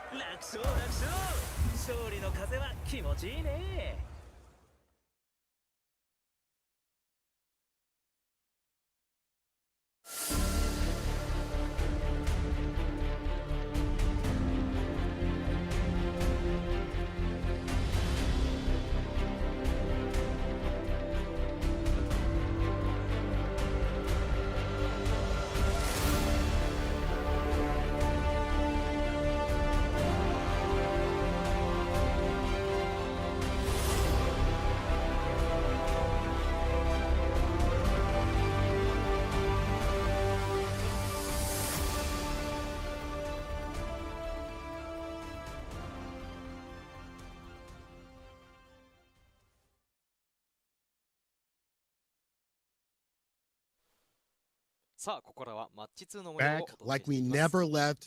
More action out here. Street Fighter League Japan 2023. Gonna get going and flowing with GyoGun versus Cyclops Athlete Gaming Osaka. My name is Seiko. I'm doing Vicious, and we have GyoGun trying to swim upstream. The Prince of the Rapids himself, Mizuha, on that scammy cami. Ridiculous with that character. Also, what's ridiculous is the hero of Sunrise showcasing what Chun-Li can do. Moke came with the tech. Now, after that is going to be Mr. Optimal himself, Machabo on the Kin. Can't wait to see those jump-ins land and bless some domes. Last but not least, it's the 2D god himself, Mago, back on the forefront with the jury, or maybe even the Kami. This is going to be a stacked team of M's, but they have to go up against the new kids on the block for their first introduction to Street Fighter League Japan, Street Fighter 6. Vicious, how you feeling about this next team? I gotta say, they're absolutely one of my favorites. The Cyclops Athlete Gaming, although they're the new team on the block, they are definitely 100% veterans. It's Kazunoko, loved back by fighting games, because he is a god with the Kami. The Wind Devil himself making all the shady deals that he can to get that W. It's Dogura with the DJ. Fenrich, named after his favorite Disgaea character. He's going to be facing up with that loop again with a heretical value. And of course, the captain of Cyclops Athlete Gaming, Osaka, the extraordinaire Goichi, coming in with that loop. Now, this team had a bit of a hiccup there. The first ones to go into the sudden death match, as you alluded to earlier. Damn, Goichi's got the sunglasses on. He's been playing with those sunglasses like all week. By the way, every single stream he's been playing with these sunglasses on. I don't know what it means. It seems a little ominous, but I will say this. Goichi also had been playing a lot of Chun-Li lately on stream, so I'm kind of curious as to whether or not he will be doing that. But I'm kind of curious also as to who's coming up first, right? I do believe it's going to be Kazunoko versus Machobo.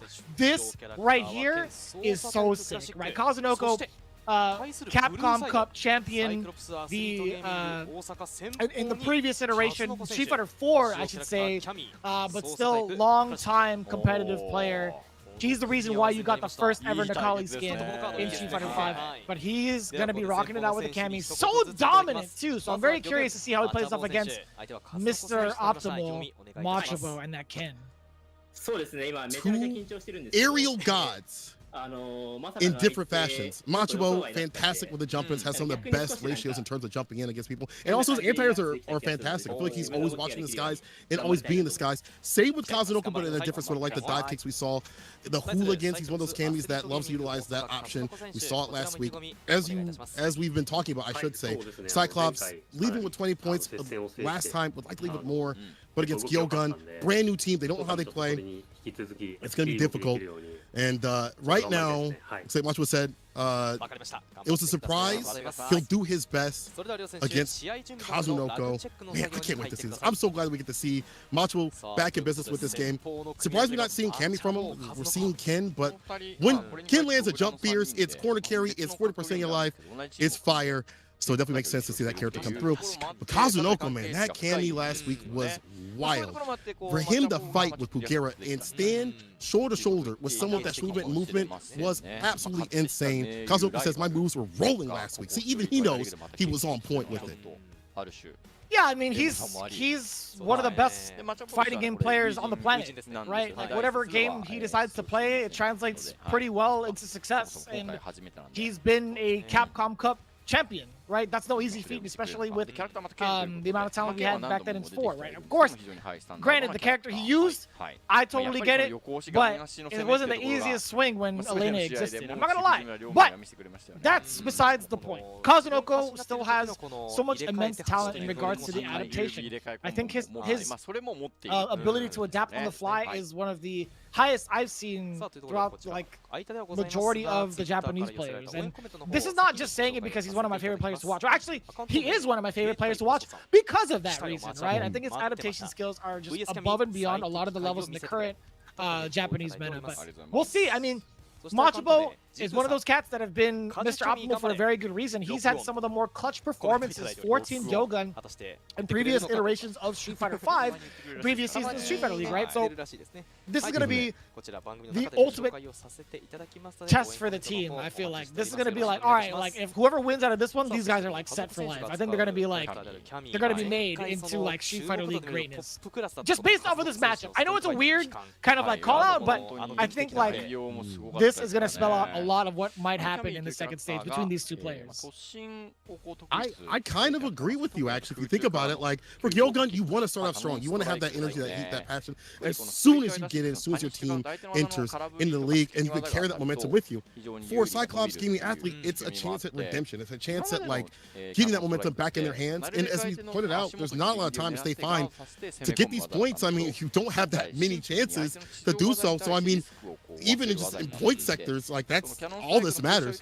But this is a matchup that we've seen hotly contested on Twitter, and we saw it kind of, I don't want to say solved, but like kind of pushed to the 5-5 element when Angry Bird, who said it was 5-5, played the likes of Hurricane, and even though he watched Hurricane, I could see how to deal with that match, how Ken players can deal with that match, because Ken players are like, I can't throw a fireball. She's got spin knuckle, she gets through, she gets advantage. Even on block, I don't get to do anything. Like, that's a big tool that I would like to do as a poke or drive rush right after. It just felt like Angry Bird was like, cool, I will just walk forward, I'll utilize jabs, I'll jab preemptively, or I'll just catch the spin knuckle before it even comes in to get my win. And that may be something we see from the likes of Macho. Let's see if he's lapped out this matchup, and let's see what happens. It's the first match between these two teams. Let's get it. Oh. To get the forward throw to kind of start things off already, the standing light kick. And I love the bust out. Kazunoko knowing full well when to use that emergency eject. Out of it. Side switch on that OD DP is fantastic. We put up in the corner as Ken. He's in the corner himself, but he'll find a way to get outside. Drive rush. I thought it was going to be a throw, actually.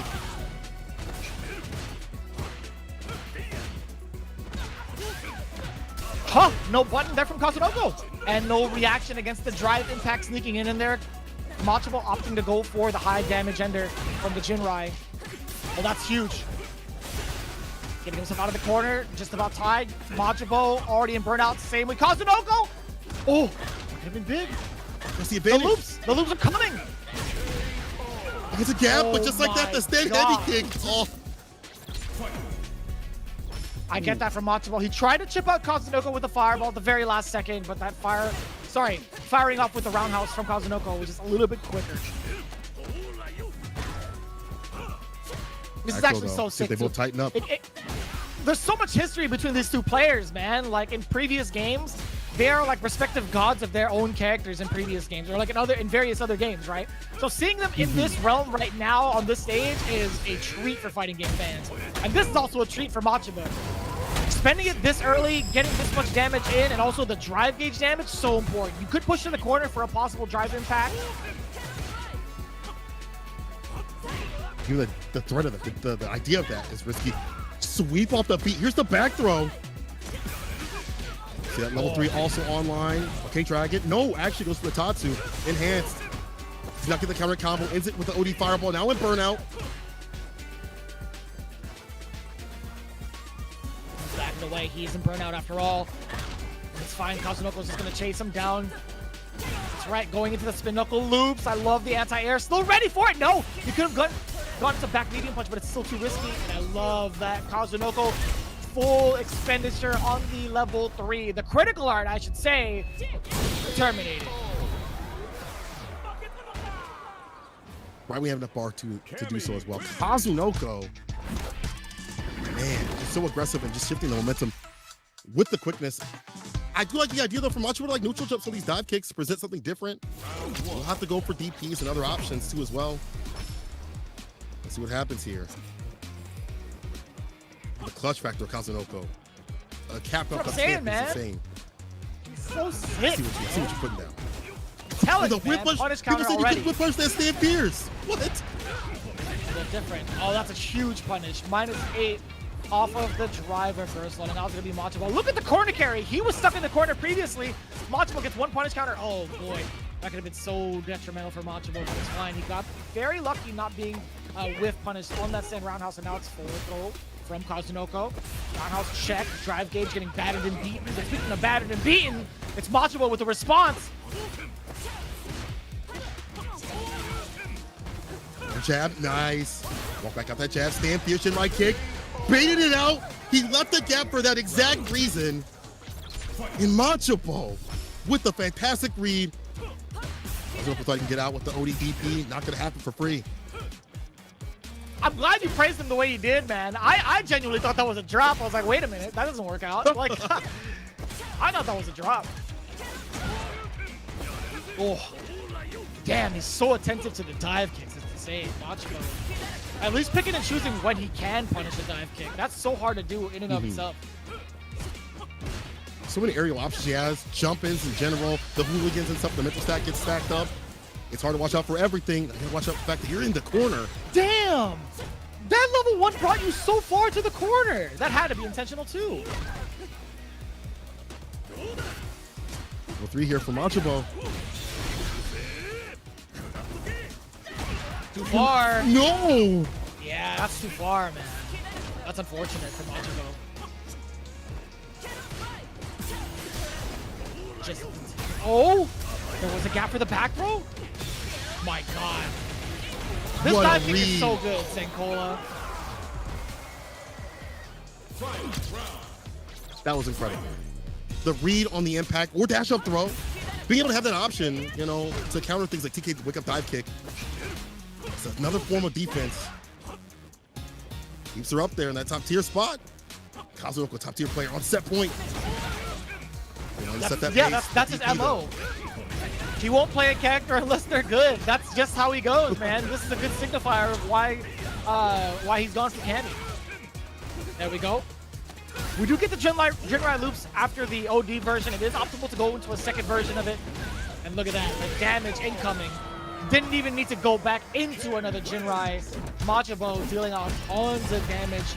Quick work in round 3, at least in game 2. That was a significant barrage in the corner. And then there's a lot, like there was a lot of guessing involved from the defensive end from Kazunoko, obviously not working out. So I wonder what the adaptation is going to be from both ends. What?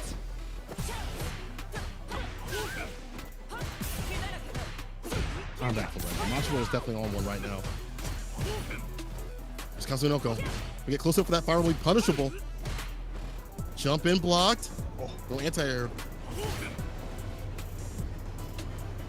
Like that, the jab to hide the fireball. Might be too obvious, but the crouching kick drive rush in the corner. Spiral arrow for that Oki. No bar necessary. Oh, the counter hit standing leg kick. I wonder if he could have gone into anything more, but still just a tip of the run roundhouse going into the step kick right in the gut. Sick with a follow up the dive kick, clips a limb. Oh my god. Send help, Senkola. Send help. For who? So good. For which one? Oh man. So scared. When OD fireball into the sequence will be kill. Machubo lacking in health. Oh, he didn't finish his plate. Didn't convert, didn't believe. That's not gonna kill. Okay. One more though. He can set up for something, but oh, he can't take another one of those. Running DP. Machubo with the game sense and the awareness, knowing full well Kazunoko was ready for the fireball, but the run uppercut, perfect. So the one sitting on set point gets the Dragon Rush counter hit combo. Yeah, enhanced Sasuke with the corner carry, back rise, backs away. Possibly for that OD DP play that made it come from Kazunoko to switch the sides. Stand fierce punch counter again. Oh, he's in. 2 crouching jabs from that far. That was actually kind of sick. He was like deep in there too. And we're gonna get a side switch. It's gonna be level 1. That's totally fine. And the drive kick is so important here. Machubo, if he spends it to put himself in burnout, that's his own choice. But Kazunoko forces him off the punish counter into burnout. Pretty significant. We're gonna see the loops. No, we actually can't. Machubo has level 1. He can't do it. Oh boy. Either way, Machubo. That's so smart to go into the jump reset from Machubo. Being Mr. Optimal, knowing full well what happens if he just stays there and blocks. That is a legit counter against the block string.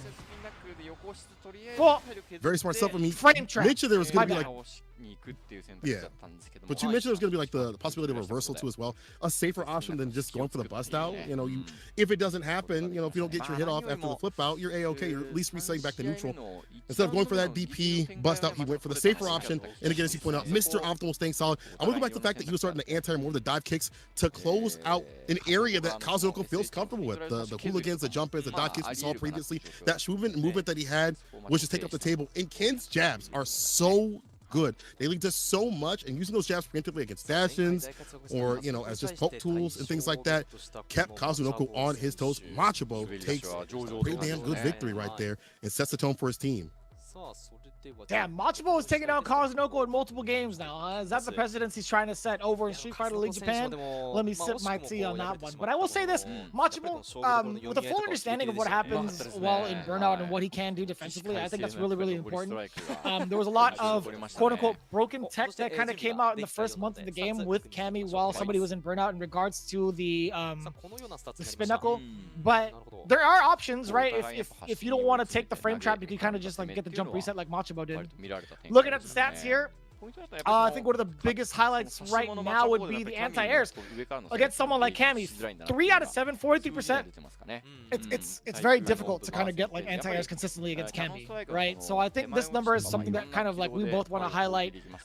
It being as high as it is okay. You know, 42% is very much so okay, but taking those 4 like dive kicks, right, especially punish counter, it leads to so much extra for Cammy, which is why I think is what makes her like such a great character. The fact that you can get punish counter dive kicks into like corner carrier and decent damage, that's pretty important. But overall, Machubo thrived and survived against Kazunoko's assault in the first round, or the first game, I should say.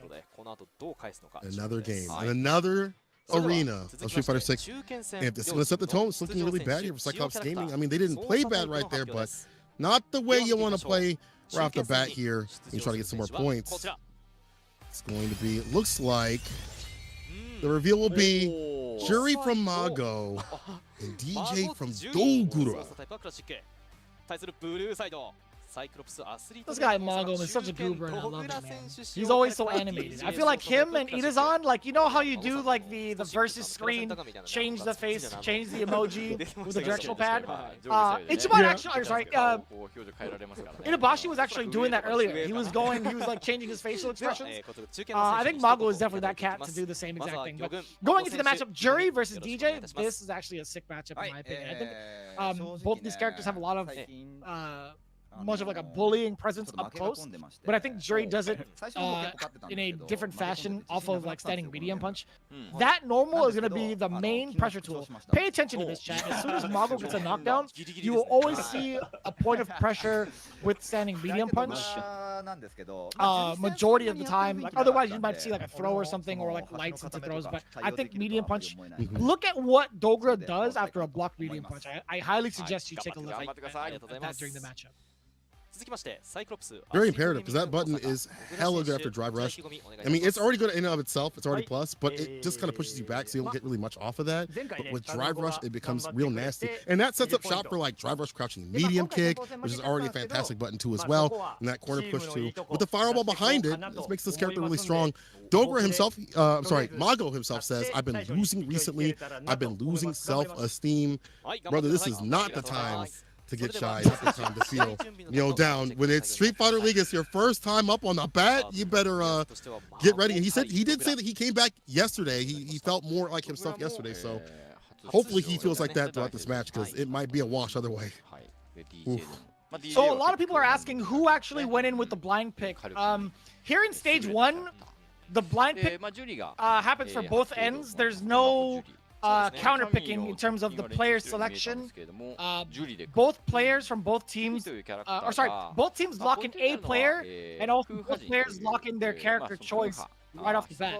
So in stage 1, it is a complete blind pick in terms of the player order and the character selection, right? However, since it's 2 out of 3 in the first 2 matches and then 3 out of 5 in the final anchor game, if the person who had lost decides to change characters, they're allowed to do that. So if Mago were to go down here with his Jury, he could easily switch up to like Ken or DJ if need be. So just kind of harp up on the rules again to kind of remind you guys, if you guys are confused and asking about why certain characters or certain players are coming up, again, both teams are setting up their players in a blind pick, right? Only in stage 1. And stage 2 will go back to the home and away system and you see more of that strategy of who to send up, what player to send up, what character to send up. But, I saw Dogura testing Blanca. I don't know if that was just for fun. Maybe he might have that in his bag too as well. I mean, a lot of these players have other characters in their bag. I don't know how much time they spend with them. Fudo did have that DJ over the sim. So I'm wondering if Dogura, if need be, has another matchup. But, I saw Jack and Kizuke going back and forth, and Jack believed that DJ does really well against Jury. And Kizuke was like, I don't know about that one, Cat. So I'm not even sure of myself. I think that DJ can fight Jury. I think saying heavy kick is a good option against like the fireball pressure if she tries to dash up. I think his fireballs are really good at keeping her out. His drive rush is really fast. You can test with her fast drive rush too as well to kind of keep up with the pace. I think I don't know how this matchup goes in full, but I can see DJ giving her trouble. Maybe not, I don't know, beating her fully, but giving trouble. I think both players have very good answers against each other's kits. I think if you're talking about like the fireball pressure, not fireball pressure, but fireball presence in neutral, I mean, obviously Jury has OD dive kick, regular dive kick, etc. In a block string, if Jury decides to do like a normal, like standing medium punch, crouching medium punch, and do a fireball for pressure, DJ can easily be shot over it for a punish counter. So there's a lot. I think both these characters handle each other's kits or handle each other's tools very, very well. We're going to see just that. We have the perfect parry. We get the logic storage. Yes, sir. Damage may not be there. Look, we talked about this in the chat. Whose drive rush is better? Again, Jury's is longer, but DJ's is faster. I think Jury might have the edge because she could follow with her fire event. But as it stands right now, the damage output is just so good. Safe jump setup. I love the plus range. Fireball, yep, locked up in the corner. Actually, no, that wasn't even plus. My mistake.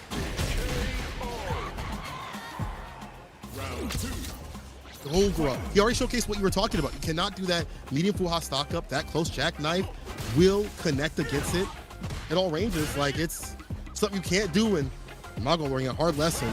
Dominant first round here. Dogra slides in. Can't suck up for 3 now with that drive rush and that crouching medium kick. God bless. He beat the rhythm allegations. He's got the damage. What happens afterwards? The party still goes. How did that hit? Oh, that's that medium punch you were talking about, the drive rush right that. after. Yeah. You hit with the DP. Just backing away. Decent risk. I'm loving this. Oh my God.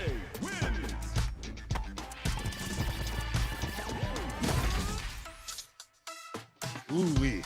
It was a battering. A brutal battering right there in that bout. But do we see a switch to Cammy now? You know, I'm not gonna lie to you. I'm gonna be really transparent about this. If there's not much you could have done with Jory in this matchup as DJ, I wonder how much of a difference it would be if like you picked Cammy, because there's a lot on offense that Dogra presented. I misspoke it earlier. I was right the first time about the OD fireball from DJ. For some reason, I thought that was like -3 because I thought it was like the HP version, but OD is definitely gonna be +2. So again, Dogra's pressure overall is so clean. What I was actually kind of curious about was what Mago decided to do on defense at one time at the corner with a standing medium punch hit from DJ. That is not comboable into crouching medium punch at all, unless it's like a counter hit, right? So I think there's a little bit of like that bit of intel alone is telling me that Mago was a little bit antsy in the corner. So I'm kind of curious to see like what he could have done better. Maybe like OD uppercut if need be. But this is a hard call, man. I don't know if switching characters would be the big benefactor. I don't know either. I mean, even showcasing what we talked about, the OSAKA being punished by Jackknife, that already is a bad sign here for Mago. And he already mentioned that he was a little shaky in the past couple of days. You know, like, so losing a lot recently. He's got to get together. He's a momentum-based player. We've seen it previously in the league. Losing that momentum, he's bad, but when he gets it going and flowing, he's hard to stop. And it happened now, though. These jabs are working out and benefit here. But Dogra continues that stand light punch.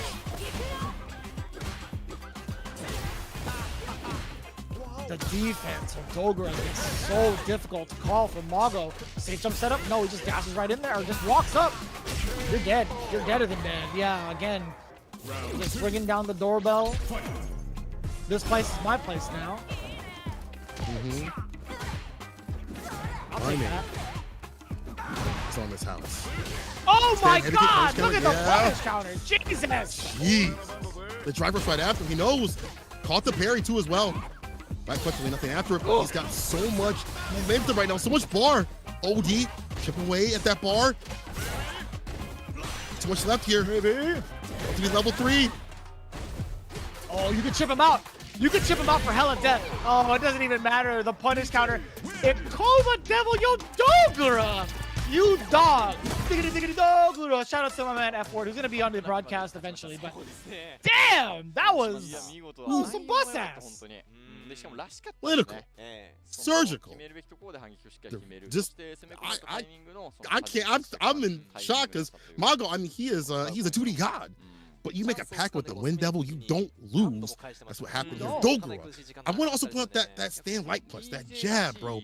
Continuously challenging drive rush, dash ups, and things like that. We mentioned the drive rush being so important, so imperative to this character's game plan. Before even that stand medium punch could get out and about, that jab was out in play. And the conversions from those jabs too as well. Get those counter hits were fantastic. And just the lack of knowledge here from Mago, or maybe just a lack of just, you know, belief in himself. What a bad situation. So, man, Dogra cleaning up Mago with the quickness, saying next.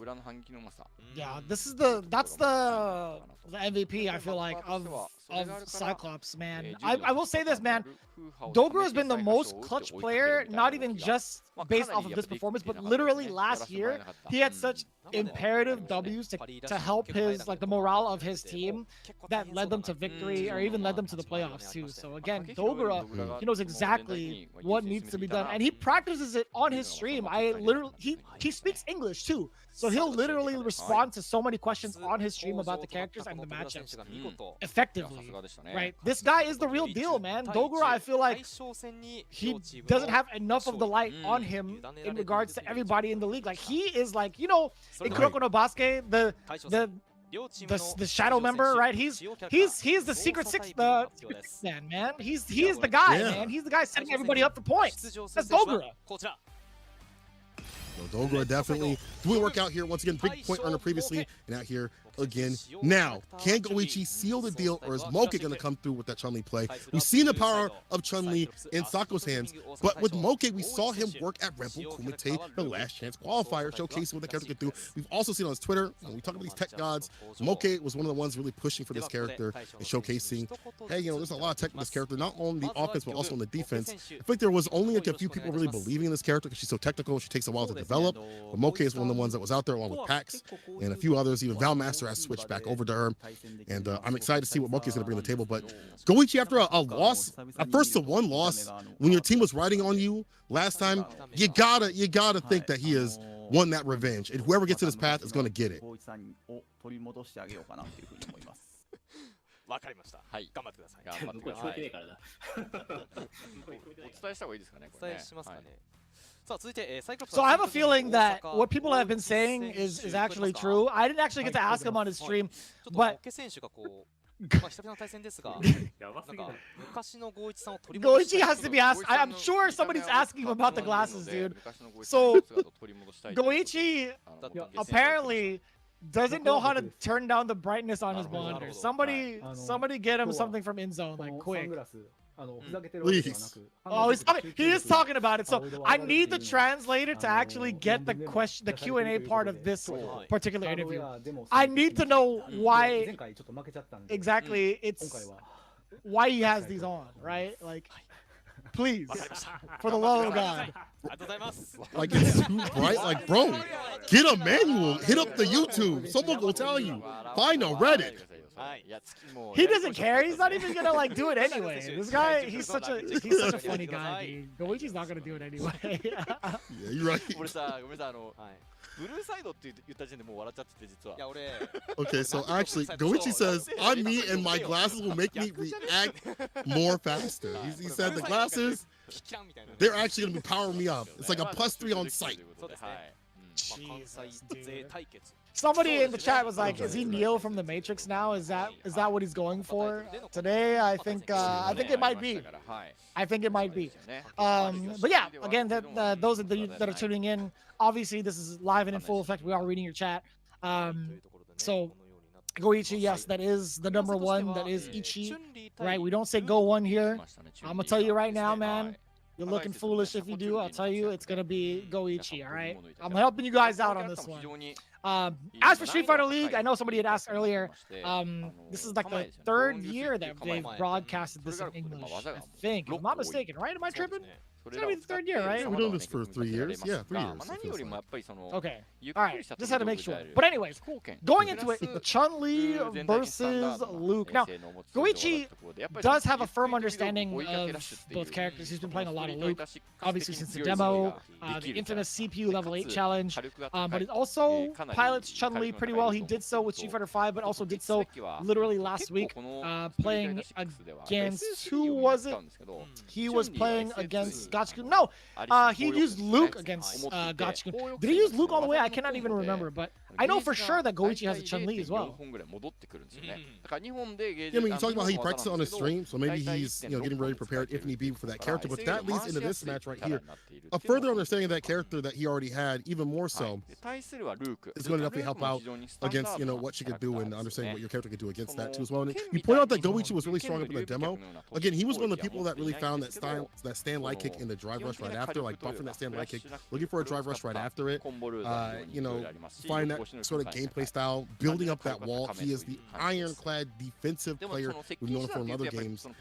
Wasn't able to be so fully defensive in that 1-1, unfortunately. But we've seen him work in, like, again, Rebel Kumite, last year's qualifier. Make sure y'all look that up. It was super sick, a lot of great sets. But he was definitely making a wall, not only with the Luke, but also with the Honda too as well. So I'm curious to see if I don't think Honda would really be the play. I think Luke is just fine for this matchup. Curious to see how he's going to operate in this match. Will Moke be able to break down the wall? That is Goichi. Anchor match, let's get it. Somebody just called Moke Will Poulter. Get out of here, bro. Shut up. Stop.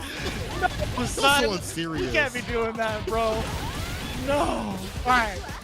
Moke already bringing the corner carry, and I love the conversion into the SA1. So smart against Koichi. Look at this. Throws, the loops. Jesus, this is a mauling. I don't think Moke needs to switch to Rashid ever with the way he's been playing Chun-Li. Yeah, this is fine. Back up for the fireball right there. Nice and safe space. And honestly, that light punch doing a lot of work, a lot of business. The wall of butts for this character still there. But that jump in, one of the blessed jump ins. We saw the hitbox on that from Brutus's Twitter. See how strong it is. That jump fierce. Koichi working in the corner. Damn! So that's a really, really smart punish counter against the Hazanchi. Good reaction from Koichi. Jam throw. I love the pressure off of that. Once to start things off, but now Koichi's backing away. No drive impact reactions. He doesn't see the frames, or maybe he's just giving Moke a false sense of security. Man, that's the danger of this character. Once he gets the lead, he has so many tools to close it out. So many non-committal tools as well. Sam medium kick is a really good button. You're worried about drive rush crush and medium kick, so when he's got the lead, he's hard to stop. Luke is the complete package. Okay, ain't done yet. No anti right there as soon as I say that. The jump heavy kick does not get the follow-up though. That charge light knuckle. Oh, a huge whiff punish against the Fierce. That thing stands out there for a long time now. It's kind of similar to how they changed it in 5, but there's going to be a huge opener off the crouching medium punch that's third back to back. We're all going to Memphis, boys. Gets the turnaround. I'm not ready. To Memphis. Never not hear that. We're gonna hear that at Evo chat. That jump in is enormous. So there's a lot from Moke. There's a lot of preemptive kind of like buttons to look for the counter pokes against Goichi, which has not been working out. Goichi's been taking a lot of liberties with some of these jumps against Moke. So we're gonna see that. We're gonna see that number kind of a little bit later, depending on like how often Goichi jumped and found success against Moke. I think that's gonna be a big problem to focus on. Going into the next game. It's a huge problem. I mean, the fact that she gets so much off an anti, we've seen stand heavy kick anti-airs, stand light kick anti-airs, you know, from this character lead into like 40%, especially she can cash out. We've seen that from Sako. We've seen it from other Chun-Li players when they optimize. We're not seeing out here. That's a big problem. And those jump ins are already really nasty. Jump heavy kick is almost like a dive kick the way it lurches forward. Jump fierce too as well with the horizontal range, akin to Ken. It is really problematic. No, that's vertical range, dude. Oh, like the heavy punch goes straight down. Like it just straight down, like all the way down, dude. It has like an extra an extra hitbox on its hitbox, dog. It's like this whole thing's got it.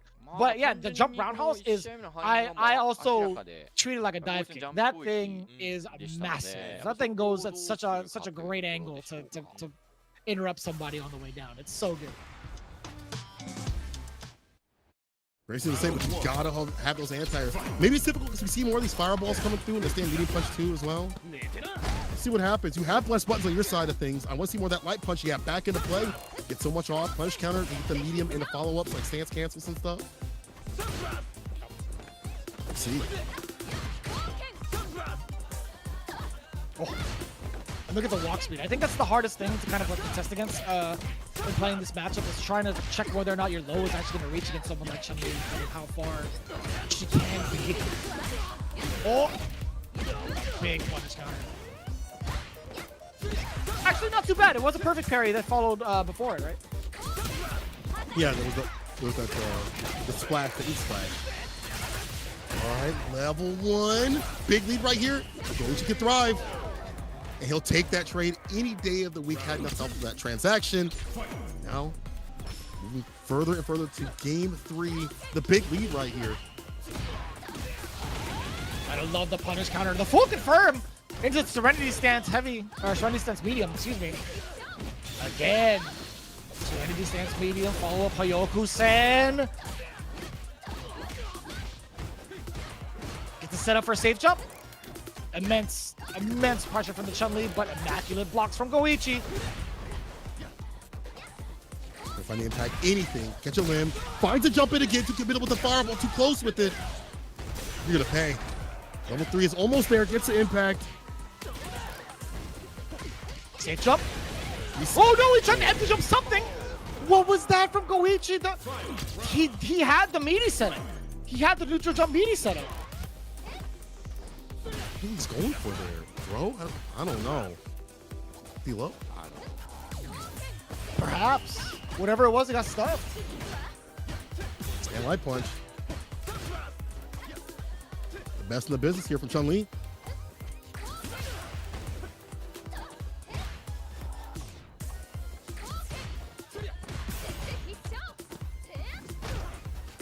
Up in the corner. Super right to the fireball. You about to fall. Yeah, let me get that lead. Let me get that bar from you. Drive gauge should be sapped all the way. This is bad. You got fast fireballs, harassment off the target combos, and now you put up in the corner.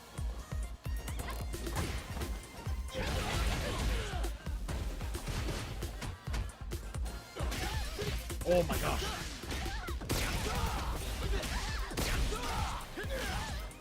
Jesus. Stop him jumping. You can't do that. Okay, through the gap. Yeah, level 3 immediately. Oh.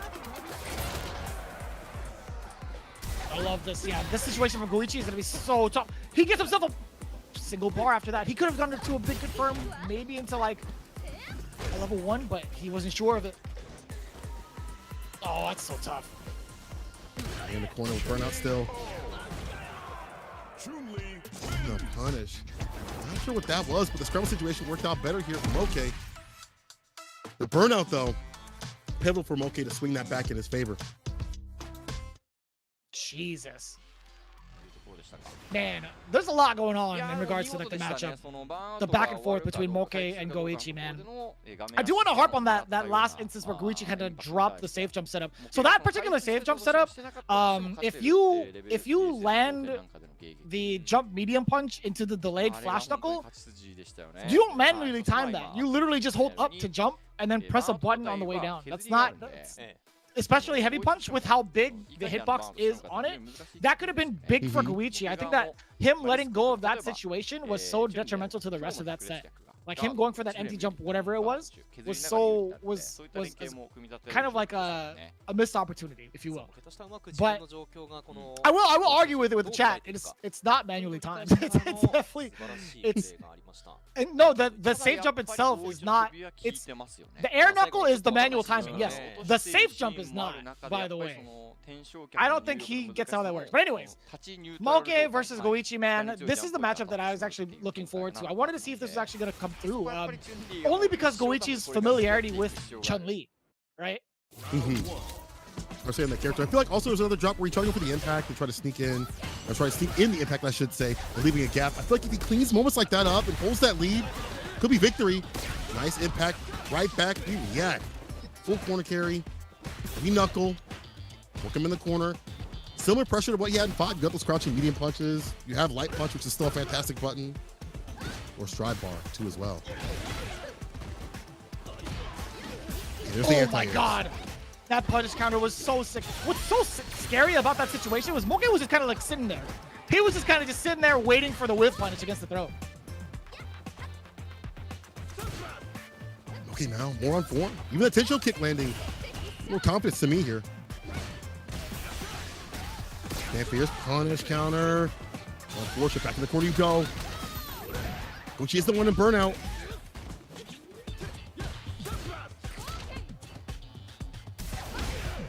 I don't want to get in the impact or any of these leg loops.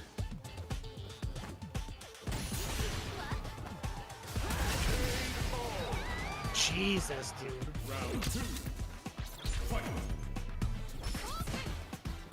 That walk back safe pressure with the fireball. Again, when he has these leads, he's just so comfortable. He doesn't have to overextend to get the win. Jesus. Reactions, OD, DP immediately. And I'm looking at some of the buttons that Moke is presenting too in neutral. This is so difficult. That low forward, yes. I think combined with the walk speed that Chun-Li has, is so difficult for Goichi to contest. But look at this, the drive gauge, it's starting to equal out a little bit. Or so I thought. No anti-air! Back throw though. No real estate here for Goichi. Yeah, you're right, that crouching kick coming into play a little more. It used to be just stand light punch, but crouching crouching medium punch here from Goichi. Pick up again.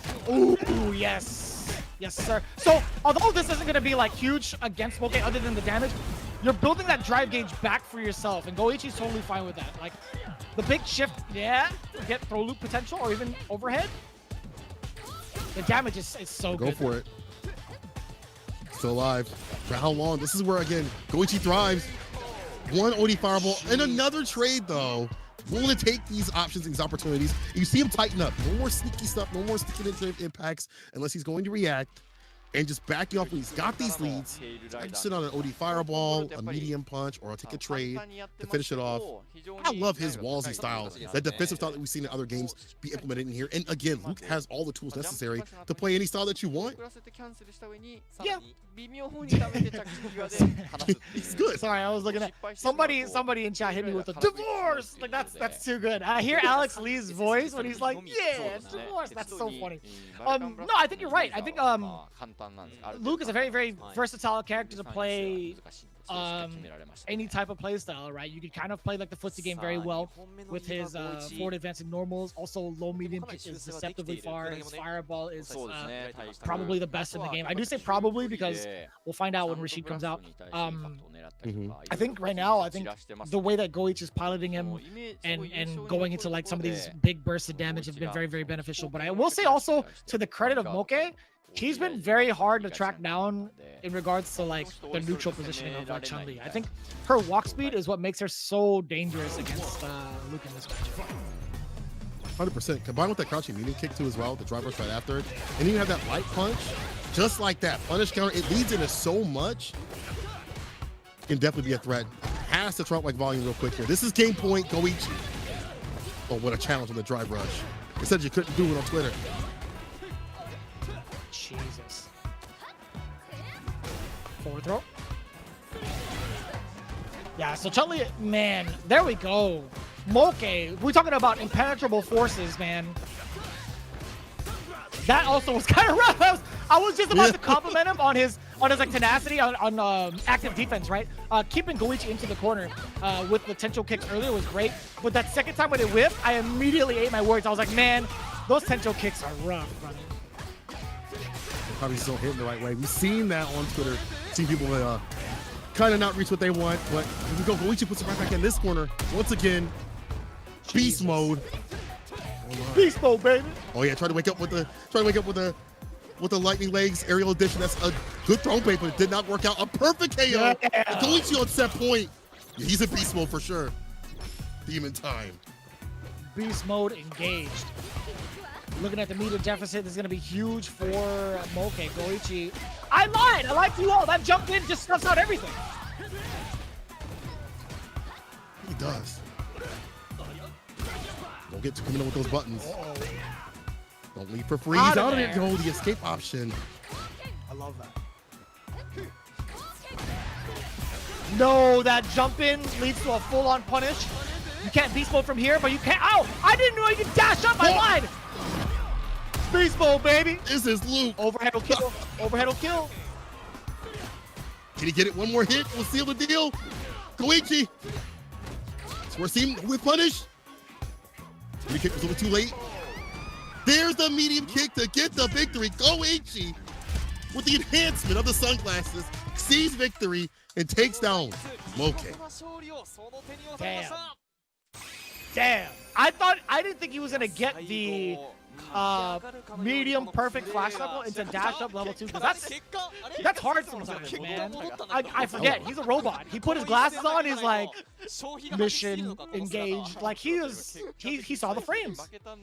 He legit saw the frames. This guy's an actual beast. What's up to Goichi? Coming back for his team and a lot more solid. And I like the fact that when things were not working out with like sinking the impacts and things like that, he's like, I'll just stay sturdy and solid because this character can play that way. The walls he saw with the buttons with the crouching medium punch, and then you're, of course, you're worried with drive rush coming at you with crouching medium kick or crouching medium punch to start the party. And then when he gets that lead, he's so hard to break down. There were moments where Moke did fine some momentum. But once those moments happened where Goichi had that lead, it was hard to stop him. Those jump-ins, flying way too often. And just that, as you pointed out, that minute walk-in to get that beast mode, follow-up level 2, to get that victory, allowed Goichi to get that W for their team. Cyclops walking away the victors this time.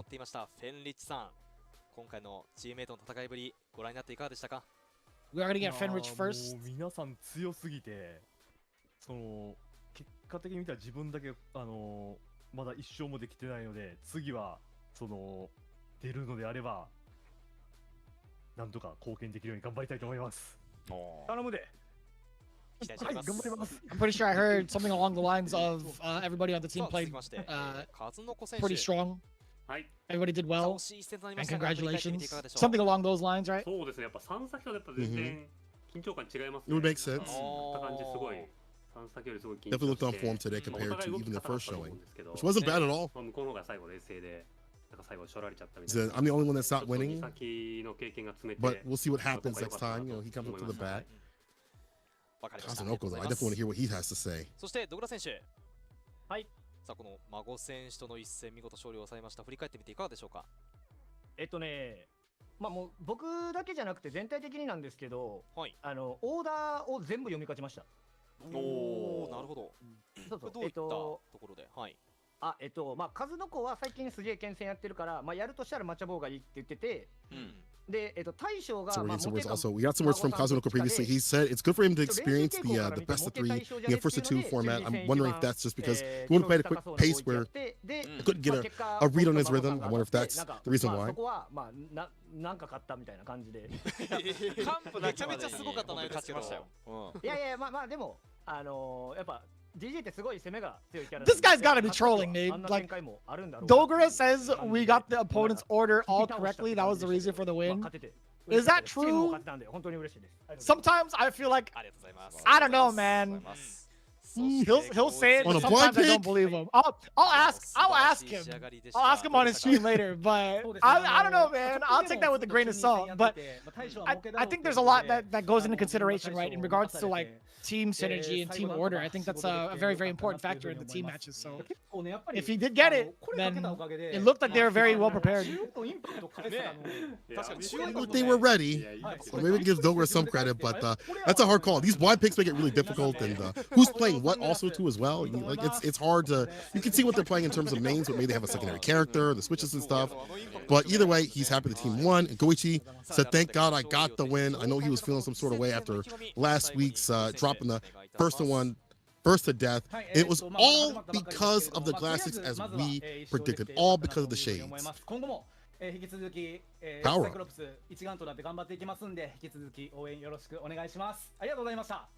はい、ということでインタビューは以上です。実も頑張ってください。ありがとうございました。おめでとうございます。おめでとうございます。A lot of good lucks in the future and a lot of good jobs at the same time. Hey, man, Cyclops did very, very well. A huge turnaround from what they did last week. Now, it wasn't by a large margin, right? They got 10 extra points this time around. A victory is a victory, however, 30 points. So if you were like asking yourself, it's like, although you got a W or an L in the previous week, if you're asking yourself like how badly that affects them, I don't think it affects them too badly considering how they performed, right? Getting 20 points for an L, that's pretty good because you're also like taking the other team down with you, preventing them from getting a 30 or 40 point ball game.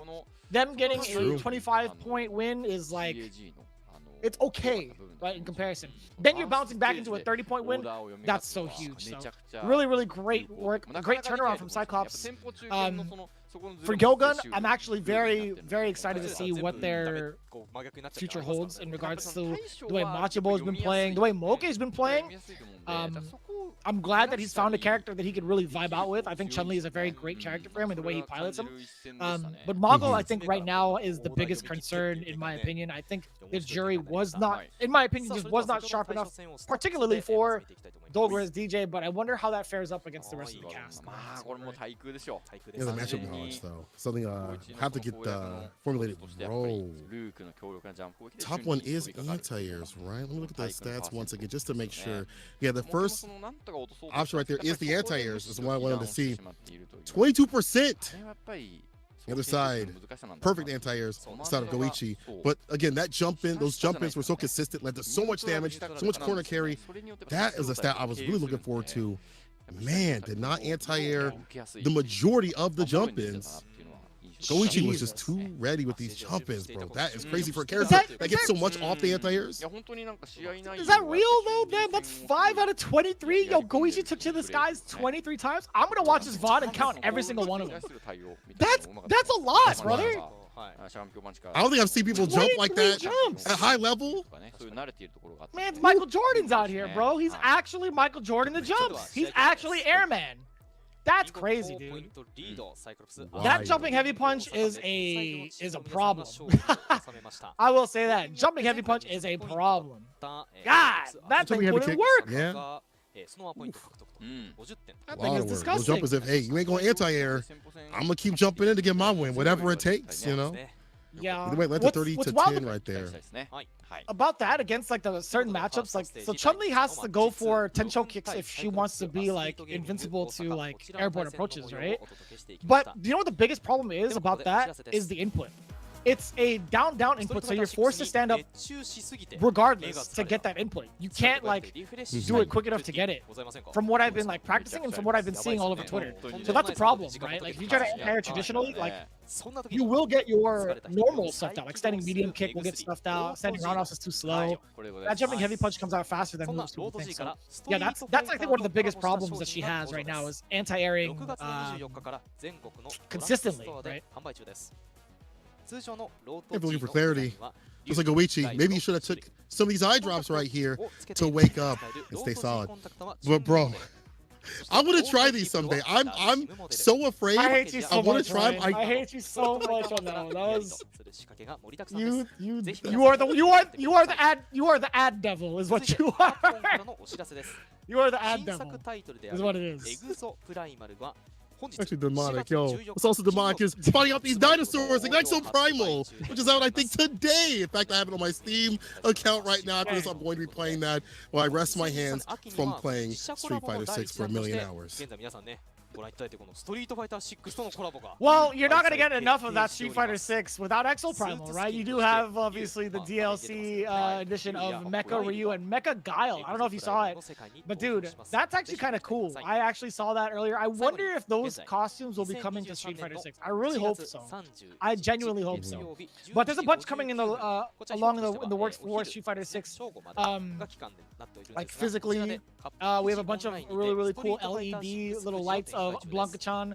A lot more in Japan. This is gonna be, I feel like they should be having this at the Capcom store not too long from now, but again, be prepared for a lot of different merch. I hope this hits the West. I hope we can possibly get this maybe in maybe it's like something like an Evo or a Capcom Cup, right? Yeah. That'd be fantastic, but what we'll be getting soon is some more action. FAV Gaming going up against Nagoya Oja Body Star. These teams have been switched up, at least on Nagoya Oja's side. FAV Gaming with Banchan, Tokido, Ryusei Sako, and then of course Nagoya Oja Body Star, Torimeshi, KB, Oniki, and Akira. That is coming on the other side of this break. You do not want to miss this final bout of the day of this team play out here at Street Fighter League Japan. Come right back. Don't go anywhere. I mean it. We'll know. We'll see you real soon in a second. 21時9分、9時9分からは第2節マッチ3パブゲーミング対名古屋王者ボディースター、こちらの対戦の模様をお届けしてまいります。それでは一旦失礼いたします。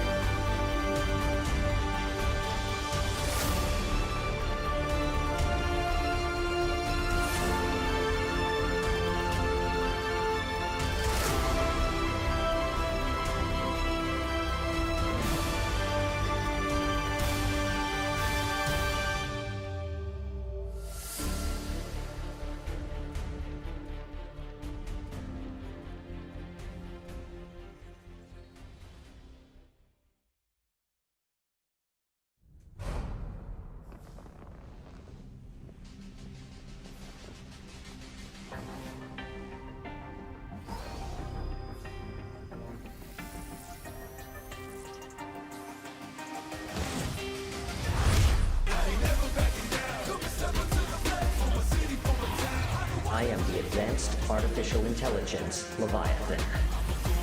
Welcome to Bikitoa Island.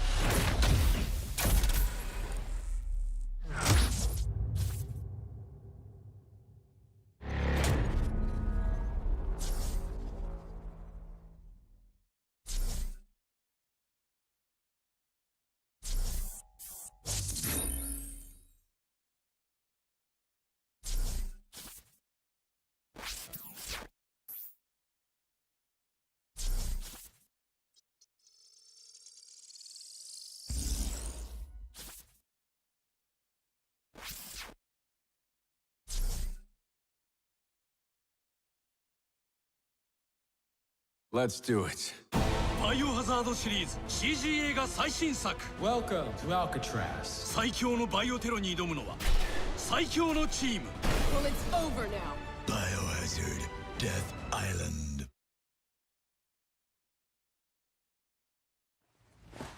じゃ早速始めるか。よしやるか。いい戦いになりそうだ。実践的なのがいいんだよな。実践ってのもいろいろだが、この街で始めるならストリートからだ。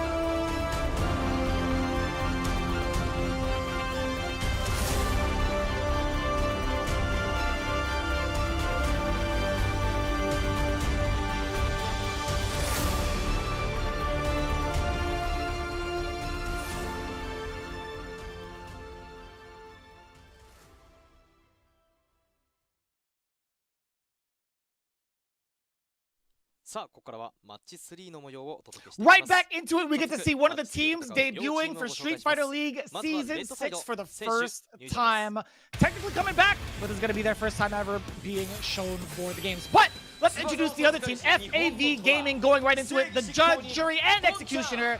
It is Papa Bonchan coming in through the smoke. Then, of course, the FG Scout. I will say the master of Street Fighter, Tokido. And I will say it with the same accolades too.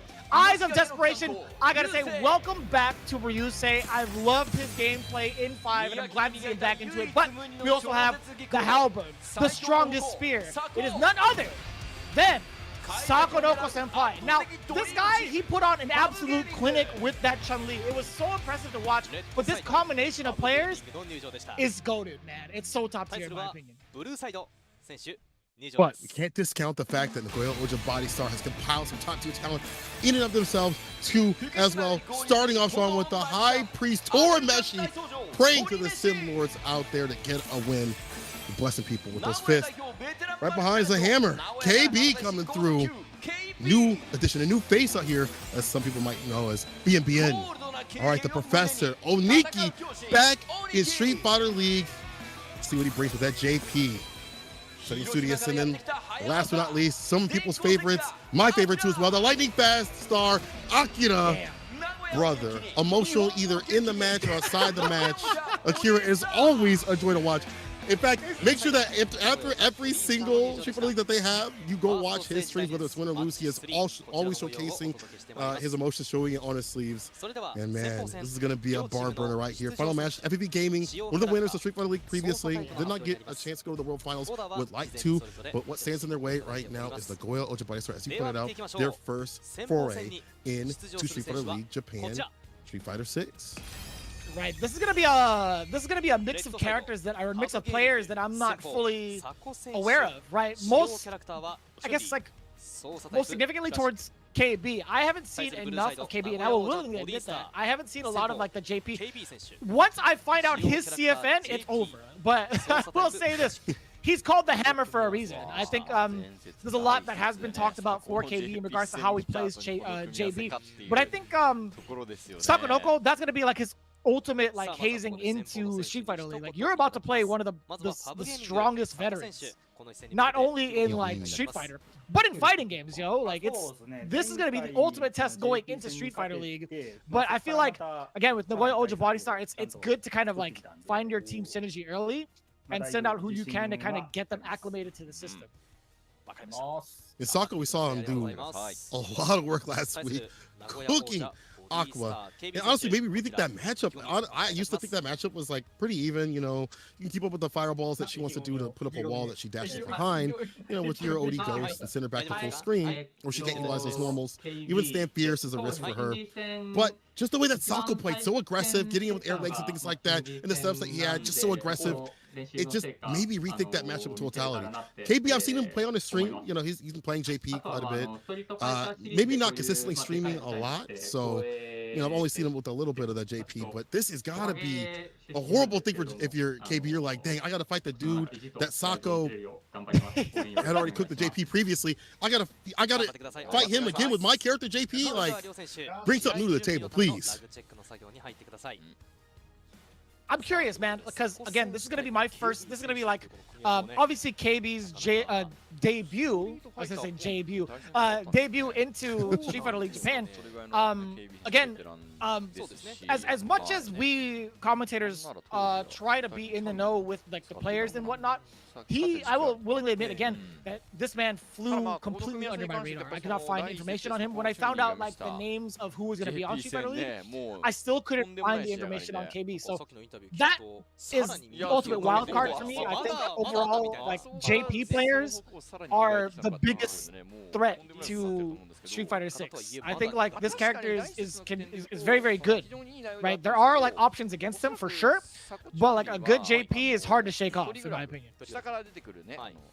Saw Kakadu and how he kind of changed the game with JP, utilizing way more of the normals and being confident in the mid-range game with crouching media punch, stand media punches like poke, you know, being more confident without just using the fireballs. And then Lord Venom has been cooking people too as well over the salt mines, over the EU side of things. And even if his gameplay is less about those normals, his setups are so good. He's always getting things off. You know, the departures and things like that, the setups are always on point with that dude.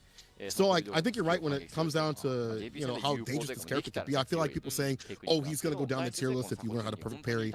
That's a part of it, but then he throws out the feints, and then he gets covered with like driver's crushing, medium kick, and vice conversions off of that. Like, he's got many ways to switch up that style. Sako, though, says last time he matched up with JP, he had a really good feeling, and we saw that good feeling in that fight. So he thinks he'll win that next match as well. KB says he practiced against Chun-Li the most, actually. It's his first time to play Street Fighter League, so it's an honor. Hopefully he brings something new to the table than what Sakura saw with Aqua. Wait, chat said KB is Banbaban. Is that true? If that's true, then we know everything about it. Is that confirmed? If that's true, then holy crap. Dude, I've been watching this guy play for like decades. That's crazy. I've never seen his face ever. That's actually mind-blowing. What the heck, man? Where the hell have you been? The name changes are like Kaku. When he changes his name, I was like, bro, where's Kaku? Yeah. And then the Japanese player was like, he actually goes by that. Yeah. Everyone's been doing it recently. Even Mori, the second player, I think he changed his name too. It's crazy. You gotta be kidding me, dude. Bonbon was one of the sickest players to watch from way back when. Also, he's been pretty consistent, right? To be fair, I didn't watch like the other games he played. I'm not gonna name the other games, but I didn't get to watch the other games he's played or see him on camera like ever. So that's fair. But I've definitely watched a lot of Street Fighter 4 Bonbon. Like that's crazy. That's actually kind of crazy. Damn. I don't think he's been streaming that often though. I think he streamed like maybe 7 or 8 days ago. So it's not been super consistent to see him streaming. I think he's maybe hiding tech. Let's see if he's got enough on the deck to fight the likes of Sako. Yeah. First match in this final set. It's funny that we see JP on the screen. I'm, you know, considering his history, you would think it'd be Cammy, right? But I love the JP pick regardless.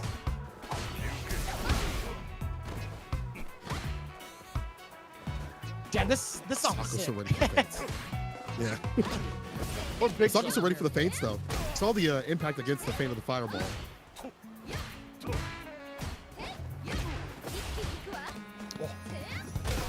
get the forward throw pressure. Afterwards, creeping up with the back fierce. No, sir! That's so smart again. Sakunoko using the parry option select against the Phantoms. Even the feints, because you still get the punish because of the recovery. Throw will do it. Nope. Meaty fireball, just in case OD Amnesia comes out. This guy Sakunoko's got it down pat. Yup. Close it up. Reverse throw, keeping that pressure going and flowing. You gotta be careful about these fake outs. It's the recovery on them. We've already seen impact, we've already seen buttons right after. Learned that well. Okay, here we go, punish counter. Goes in for some pressure, too far out for the crouching light punch. We'll get the throw though. And this is what I want to see. Like, how long can KB keep Sakunoko off of him up until the corner pressure? And I love, again, the neutral. I was going to say, like, the medium kick anti-air is so good from Chun-Li. I love that as defensive style. Look at the pressure, too. Just trying to shake. I want to shake his hand. Shake my hand. Oh, I thought he had to fall for the counter hit. Back to full screen. Show me something with the departure. He's got level 3 too as well. These fast fireballs, preemptive too as well, just to start up the approach with the drive rush right after. Oh confident my close God. range game. Out of there, or so we think. What a block. And the side switch! That was so slick. Yo, Sakunoko set that up for KB. So initially that block was great, but KB was just trying to jump out of there to reset the situation. But that paid off for Sakunoko way more than it did defensively for KB. That side swap was insane. Sako grinning right now like, yeah, I know this matchup. Way confident right now, showcasing what he can do. And honestly, close range fireballs too as well have been working out wonders. Gets the crouching kick into the OD legs. Driver shin. Nice throw and gets a anti-air right there. Dashes in after the crystal slash. Like he is sticking to him.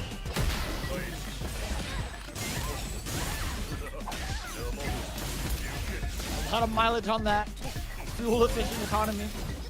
Damn, this guy KB does get pressure now. Forward throw. Forward throw again.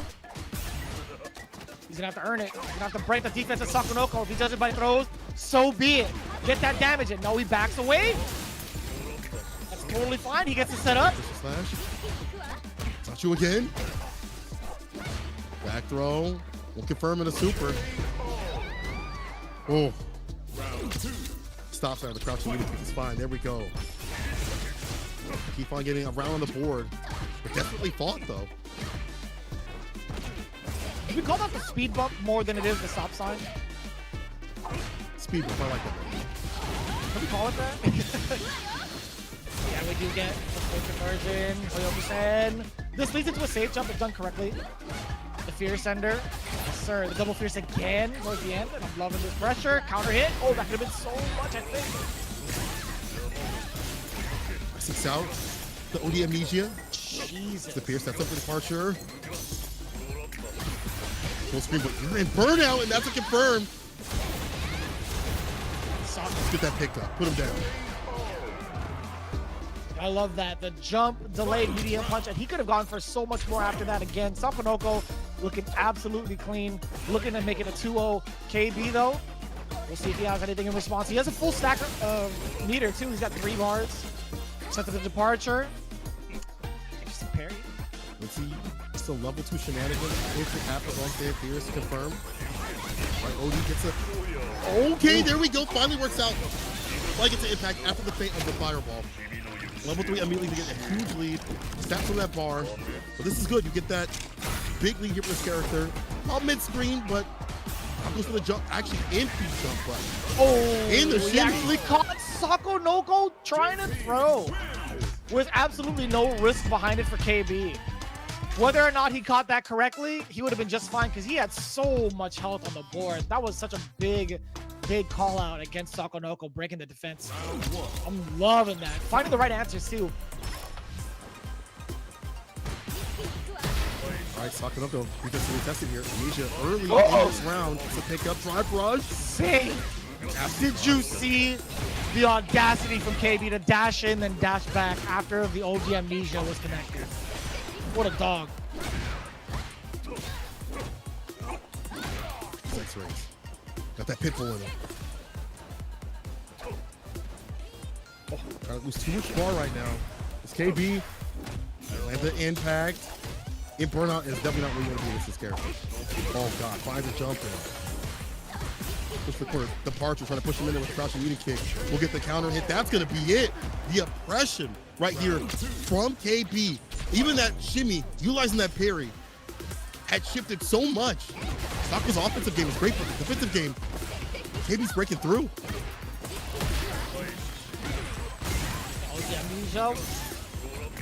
I think that's totally fine for KB. He'll totally take that. The damage is there. The juggle and the pickup from the departure spike. Excuse me. The anti-air, the kick. OD pushes him back. Level 3 is online here for KB. It's gonna happen real soon. Level 2 could find some nasty little resets, or save it for a closeout. Sakonoko not sticking to him as much, maybe afraid of the amnesia.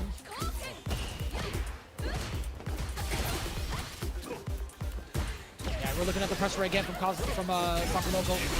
Up until this point, KB threading the needle. This is not gonna kill. Gonna be living by a significant amount.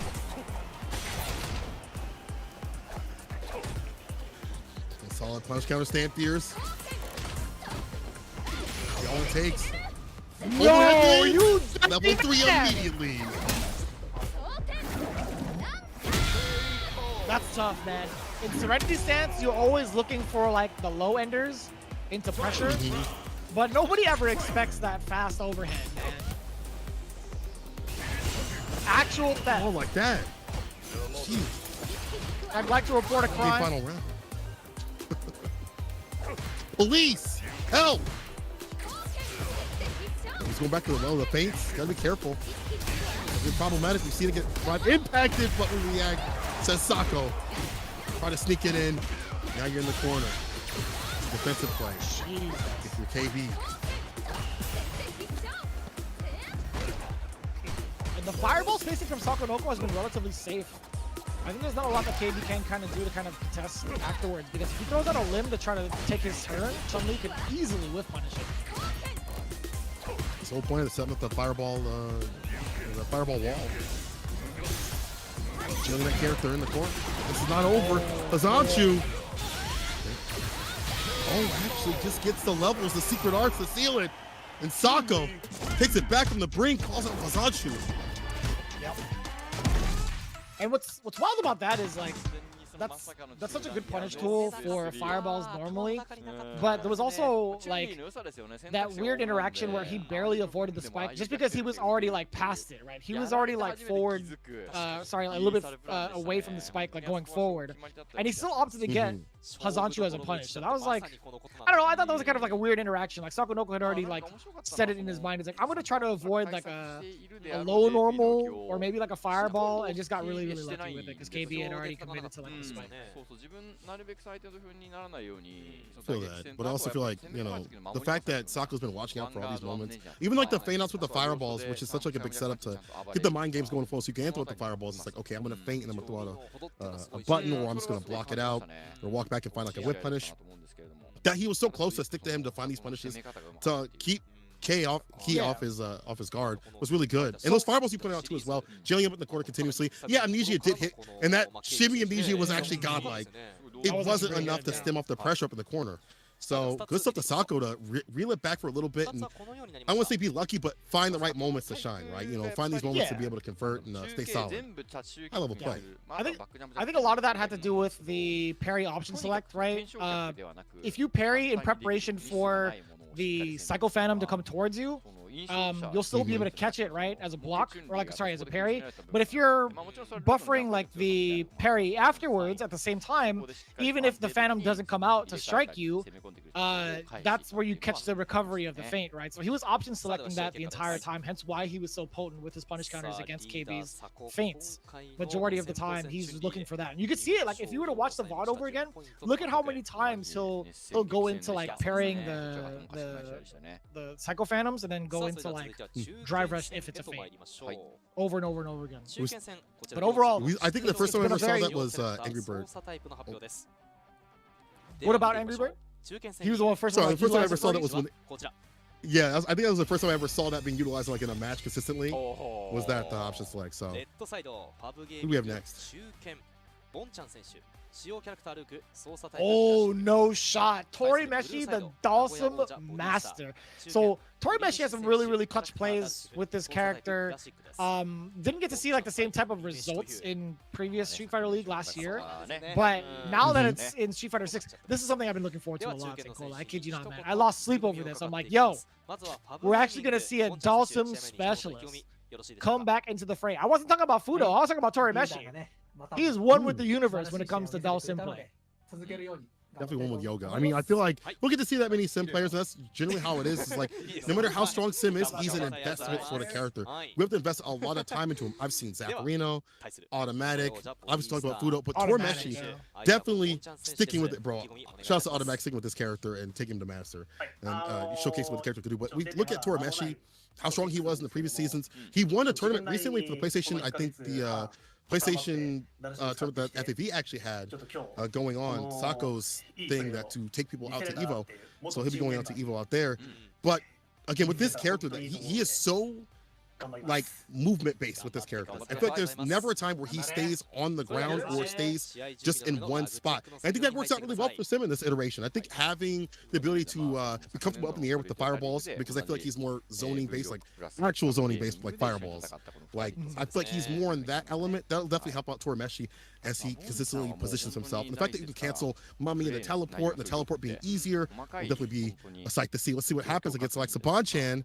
Bonchan saying the leader has made a good win. He wants to continue, but Torimeshi said he's been practicing for a month. He wants to let his former teammates see his win. I mean, I'm glad he's been practicing for only a month. At least he's honest about that. I'm glad it's a single dingular month. Okay?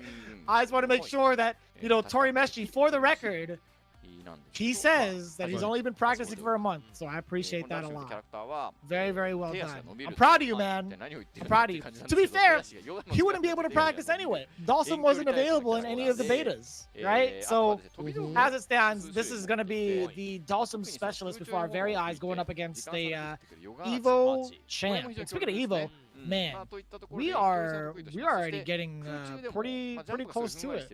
Pretty damn close to it. I'm excited. Bro, only what, 2 to 3 weeks away? It's like Christmas, but in summer.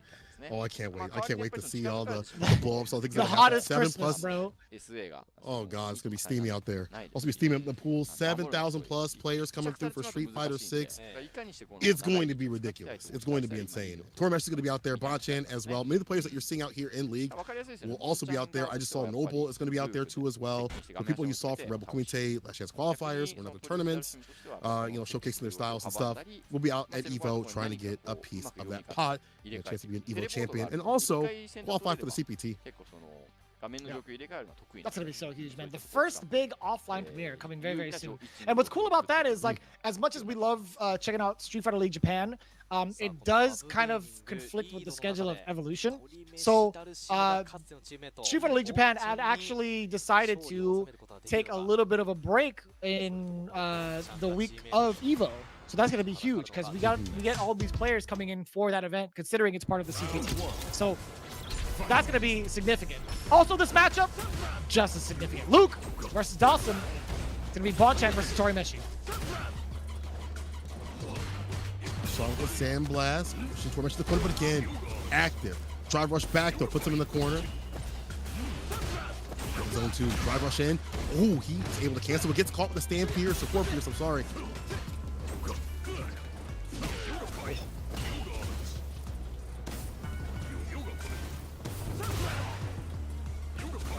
This is going to be the big... Yeah. This is going to be a little bit difficult for Bonchan to kind of like traverse around. But no, if you make a mistake like that, Torimeshi is going to be better for Bonchan. Does get the back door, and now it's a full sequence. And I love the interruption from Torimeshi. Down below, oh boy. I wonder what it is from Bonchan that made him think otherwise to block a different way. I'm not sure. I hit it that low. Looking for damage to this character, you have to use the levels, you have to use the secret arts. Level 1s and 2s, 3s if need be for the anti-airs. Back throw here for Bonchan, puts him in the corner, trying to get that stand fierce, wasn't able to land it. Oh, he's not biting. Jab. He's not. He can find a way out though. Oh. Out of there. Yep, that's a big punish counter. You don't have any more meter, but it's totally fine for Torimeshi. The Yoga Blast does just enough damage. And I gotta say, man, it's so difficult to try to catch Dawson with a fireball on the way down because of the threat of the teleport, right? If he had teleported prior, then you should definitely go for it. But other than that, it's very difficult. Damn, the damage is so good. Dish it out. Top of the corner. Now finds a shimmy, the finesse and bless. Oh, this will put him to rest. Tuck him in. Perfect KO. It's not a Bonchan. Showcasing that he could definitely deal out way more damage. We'll TikTok dance right there. All evened out. Level 3 on the side of Bonchan, but almost level 3 here for Torimeshi. I've seen Fudo talk about how he wants to anti, he'll utilize those levels. Bonchan has to be careful about jumping. He's just doing fine on the ground though.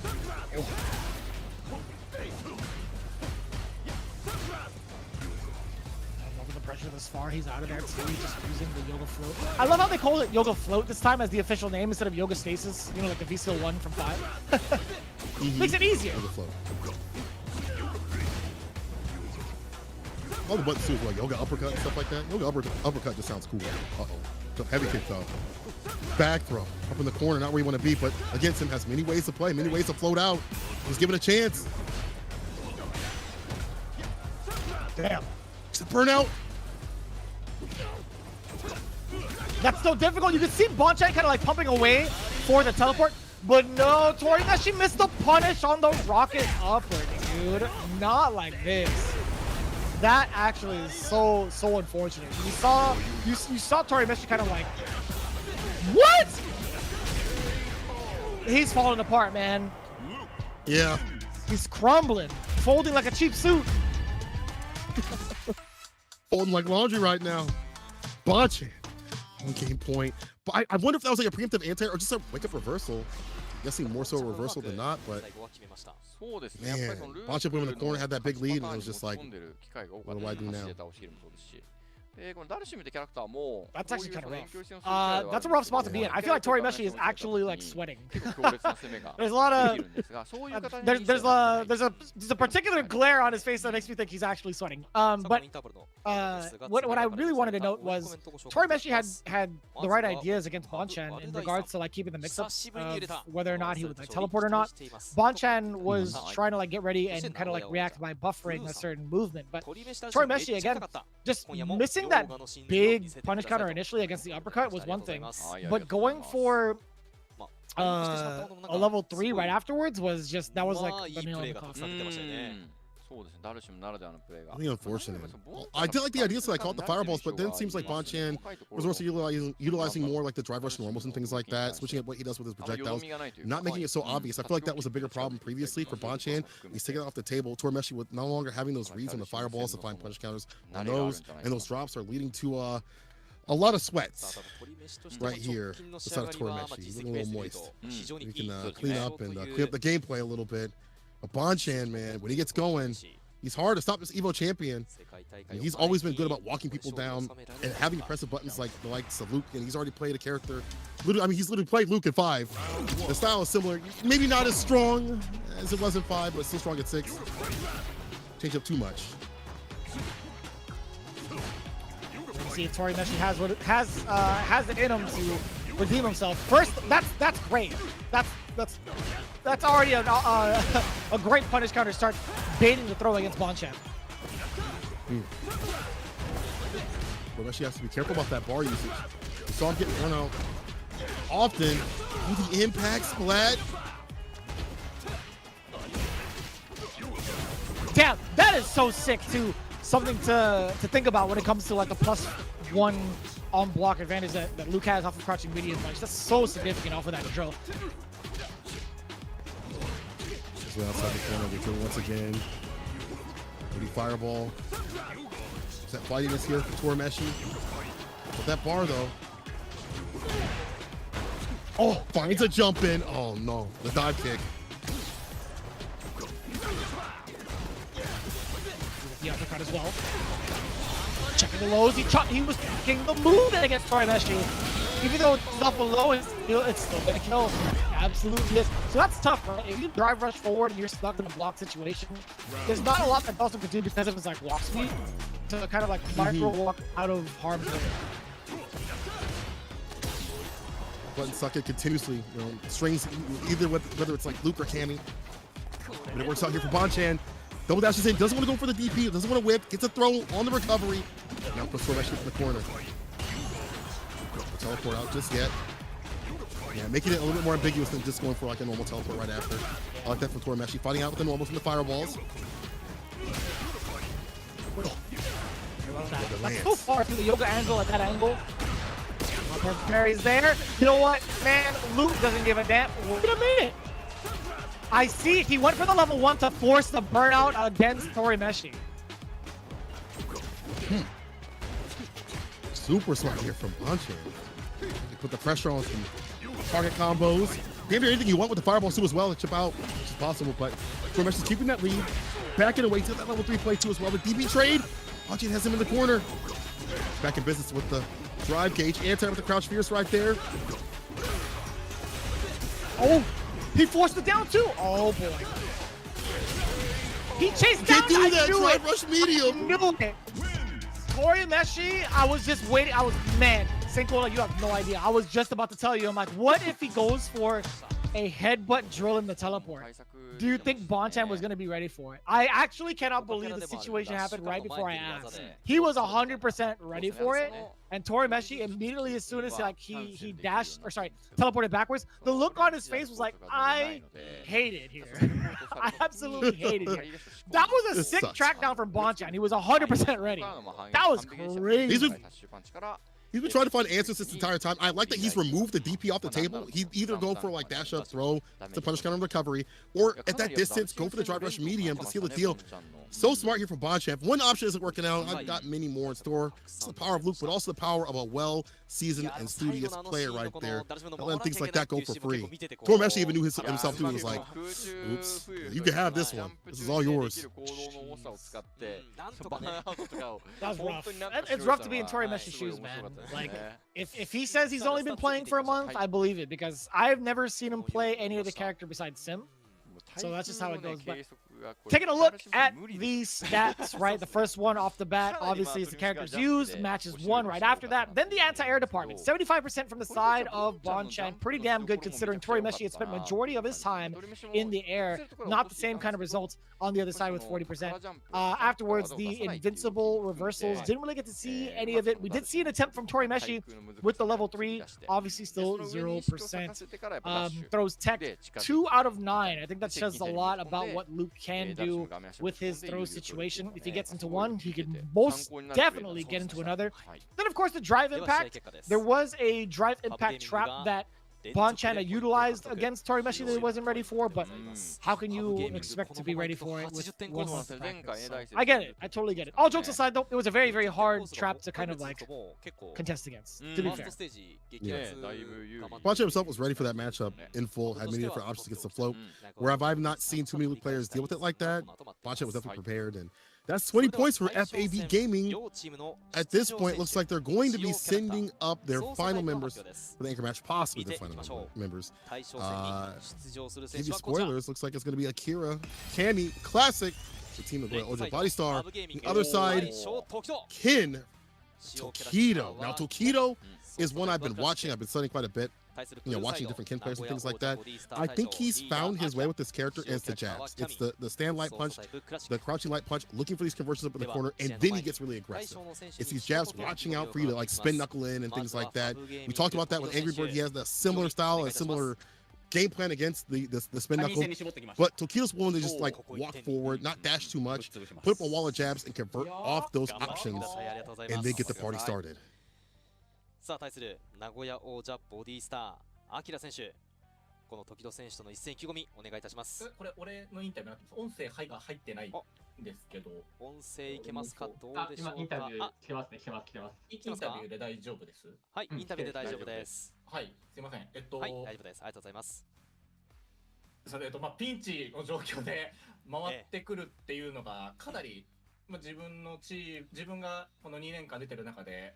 ちょこちょこあって、こういう場面で今まで負けてきました。で、自分自身 So he had some words from Tokido. He had said he was aiming to fight Akira. He was waiting for this. It's rare to hear a kid say they're wanting to fight a Cammy. I think it's more so the person, more so than like the character. I think like obviously these two have gone back and forth in last season of Street Fighter V, previous season of Street Fighter League specifically. But I think there's a lot of potential from Akira. I think he had such exponential growth going in from like season after season with the way he's been playing Cammy. So I want to see how that translates. I want to see how like his fundamentals have carried over from 5 over into 6, specifically against Tokido, right? On the offhand, you're thinking about Tokido's recent performances, right? There have been a lot of like questions in regards to how Tokido had performed over at Red Bull Kumite specifically, and I mentioned this last week. It didn't necessarily carry over from last week's results, as he had a full-on 2-1 significant win against Storm Kubo, making like the big adjustments. But this is the speed star, right? This is going to be against someone who's very much so extremely competent with the character. Not to say that Tokido isn't competent with this character, but he did have some like switch ups in between, right? He did play Luke for a good amount of time first, and dabbled with that character. Then he switched over to Ken. But overall, I'm kind of curious to see how these two are going to clash at it. A very scary position, I feel like, more so for Tokido, as Akira has felt nothing but confidence, right? He's already exclaimed, "I will do my best as the leader of Nagoya." So look at it, and he's been all smiles the entire time. Yeah, a very emotional player, in and outside the game. But yeah, I think that quick sort of style that, I mean, he lives up to the name, the speed star. I want to see how it is in 6. I've watched his streams every so often, but this is something different. When it comes to the league, he either turns up like volume or he turns down. I feel like he gets ahead of himself too often, or he is just so quick with it. So we'll see what happens here. I feel like the way that Cammy has went from 5 to 6, it's like such an easy transition for a lot of players. We see Punk easily transition from 5 to 6 with this character. We see Hurricane also too as well.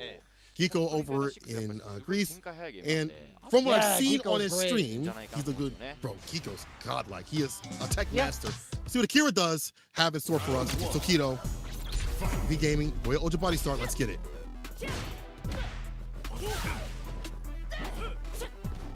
Already somewhat aggressive with the button choices from Akira, right? He's looking for the roundhouses a lot against Tokido for the counter poke, but he wants to start things off. He's trying to get some damage out of it, but it's Tokido that's been making all the right moves in terms of the counter poking afterwards. In and out of the range is just beating out, but now it's going to be a big mistake from Akira. Missed the dive kick opportunity, but now lands it with the punish counter. This is where it comes to life. Heavy kick with dive kicks coming through. Oh no! Problematic right there with the spiral arrow. Perfect parry though. The Jinrai kick. Now the spiral arrow right after that. Oki sneaks in the impact.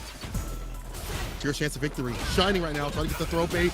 Backdash here. What a sequence on defense and now offense. Dragon Lash side switch. Level 3. Oh, I'm sorry, level 2. It's been burnt, but Akira burnout, and that's so important. Akira had to risk it all with a super, but Tokido didn't care. He's like, you know what? I'm going to commit to this run uppercut.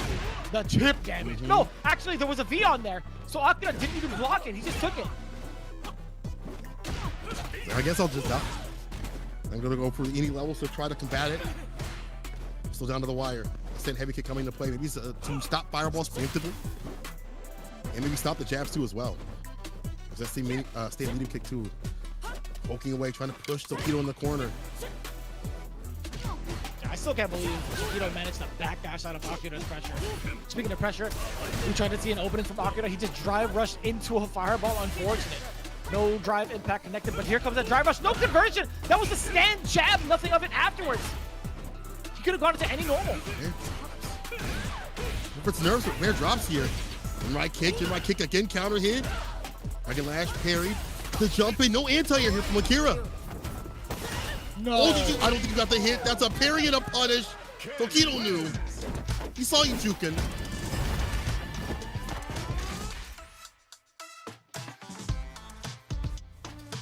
Damn, dude. That was a clinic. That was truly a clinic from Tokido. He's fully aware of what Akira's strategy has been in these last couple of instances, but we will take that. The random drive rushes, drive impacts. I understand that. I think he's trying to catch maybe like a roundhouse from Cammy, or even like a medium kick, but medium kick's too fast. But you might be right with the roundhouse. We've seen that continuously. Oh, she's out of the corner with the OD DP. Close range fireballs to make it harder to spin knuckle. There's the anti-air. Standard play right here. Tokido, those jabs back in business. Perfect parry. I'm getting out of here immediately. Scale damage, but we get that corner carry, and Tokido is almost dead.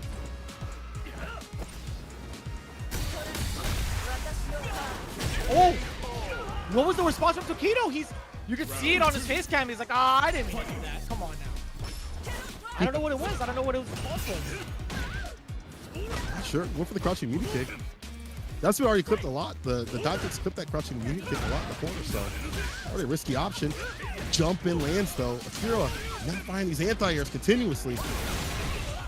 Might pay for it.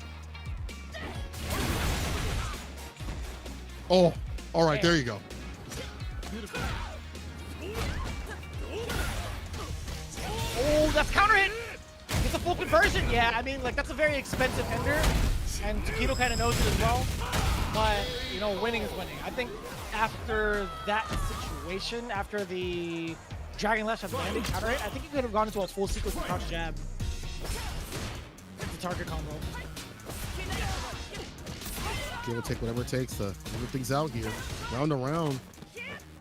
You know, up a game. It's that corner pressure. Wakes up ODP this time, but the bait though from Akira. He jumps in, starts off the party. DP level 3 immediately. Won't kill, but it will put him in prime position. And will gain that bar back. Team's grass up in the corner. Damn, look at the damage! Jesus, well, you might as well be dead. Walk up throw, there you go. What the confidence from Akira. That damage was insane! I was here having a good time, and then Akira just came here shooting for the moon, really. Swinging for the fences. God damn, that's a lot of damage. Hey, somebody needs to highlight that somehow, because that was what just happened, yo. Sorry. Can that be a stat? Like, could that be like amount of damage done from a sequence? Like, Lord in heaven. Wasn't even CA. I was level 3. Cammy players Straight up. will sit there and tell you that the character doesn't do damage and they hit level 3 and then that happens. So, you know. I've never seen that kind of damage before. Like from a sequence like that. I mean, okay, from Cammy specifically. All right, I know Marissa's. Yeah, right. Yeah. I know the birds. I know the birds exist. Don't worry. But damn, that was hella damage. Akira buying that character, that corner pressure, and the fact that he stepped out that ODDP, that finally we see that defensive option. We've seen backdash, we've seen block, obviously. Crouching, meter kick, don't catch walkbacks. To call those moments out too as well. I feel like he's got a good rhythm on not only offense, but also defense and what defense that Tokido wants to do. A lot of ODDPs to get the side switches, to not be up in the corner against Jeremiah loops and kicks and things like that. Game to game right now. Damn, good he's gonna for go Akira. right off into a hooligan? What a beast.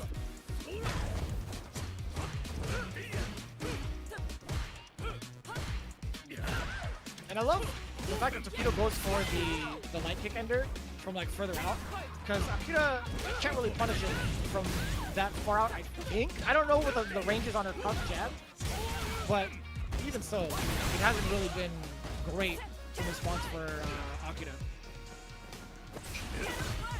I'm really seeing an option for it. God kick, trying to catch him coming in to punish.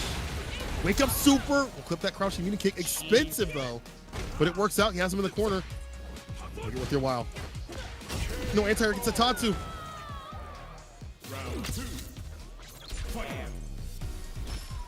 I think now that I think about it, I think Cammy's light kick is far enough to punish Jinrai kick light. But I have to see it. I'd have to see one more time. Because Jinrai kick into the light ender is -5. So I kind of wonder, but Akira already spending the meter. Pretty aggressive meter usage going into the OD dive kicks, right? But it's Tokido getting out of the corner, spending drive himself with the OD Tatsu. Now we get potential throw loops. You just mashed the hell out of that. What was that? That was hella jabs. And he still drive rush off with the confirm? That was sick. Another jab again? Look at these trades. Jab. Do something. Oh, calls out the impact. Who thought you was slick? But still, it's Tokido's win. He's going to get the Dragon Lash to the level 3. This gameplay, we talked about it, based upon the jabs. Hajime no Impulse style right here, Ricardo. Jesus, oh my God, Tokido. This guy's a bully. This guy is like, you know what? I'm just gonna throw this out. I don't think there's anything you can do about that. He really is that guy. He really is that guy. He's out here not just for the game. He's out for your points, brother. My man was mashing stand jab. He's doing it again. He's like, what are you gonna do about this, brother? Emotional damage. Oh my God, dude. He's a heartbreaker. It's crazy. Looking for this decision, honestly. Back to the fireball, got the ODDP. Spin Knuckle is caught. I feel like that frustration is leading up to some mistakes here, and Akira did not watch his drive gauge. He is empty right now to get that station. Tokido not going to overextend just yet. Finds a Dragon Lash. That's the end. Tokido on set point. This jab pressure is something different. Vicious. I was not expecting this sword. Tokido's about to get Ken nerfed. This standing jab's a problem. Cut it out, Tokido. Cut it out. It's gonna be like 5 frames or something now. Cut it out. Punish counter. Again, stand jab. It's just stuffing out Akira's options, man. Brother, what? Stand jab, the goat right now. Jab again. Oh my God, dude. He's stopping so many approaches that Akira wants, man. He's getting in his head. I'm taking this. I'm stealing this strat. This is the road to master. You're now tuning into Tokido's road to master featuring standing jab. Jab. That's all you need. The light punch is all you need, and all he needs is one hit confirm in the super to seal it. Put Akira out. That's gonna be it. The impact. GG. Yeah, more than dead. Level 3 immediately. There we go. You already know what it's about, Jack. Sit down and shut up. Down. Man. Shut up. We got to hear that at Evo, by the way. Tokido taking it down 3 games to Akira's 1. The big MVP of this matchup, standing jab from Ken. Standing jab. I want to see that as a stat. I want to see how many standing jabs landed out of attempts.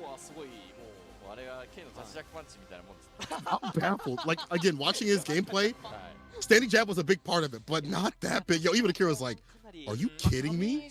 You mass jab 17 times in my face. And Akira could not find a button to deal with that in the corner. That's kind of nuts. Hey, if you're looking at the stats overall, correct me if I'm wrong, but FAV Gaming is currently undefeated with 80 points. That's another 40-point ball game. And on top of that, all of the Kens have won their matches today. All the Kens won. Close your eyes. All of the Kens won, and all of the Camis lost today. I don't know if you guys know. That's crazy. Again, that was well talked about on Twitter when people were trying to decide like how that matchup goes and people couldn't find answers. The answer is stand jab. Stand jab? Stand jab. Like, as much as I'm not a memer, that's, I don't know, man. That seems pretty potent. Stand jab has really messed with Akira. Like, he's feeling it, man. He's down to the dumps. Man, I'm just wilding out right now, Tokido. But hey, good job to Tokido. I feel like he's found, you know, we talked about Tokido's way, right? We saw that with Luke as he was trying to build up that character. It took him a while, but now it finally seems like he has found his way with Ken. I feel like a lot of people were like saying, hey, maybe he should switch back to Luke. Maybe this isn't his character. He found the way with the stand jab was the play, but also, you know, he had other great moments too as well. Great meter usage, of course, anti-airs and things like that. And set up shot for not just stand jab to land, but for other buttons to land too as well. Odie Fireball, stand fierce. Ryusei, who didn't get the play, says his teammates were so strong.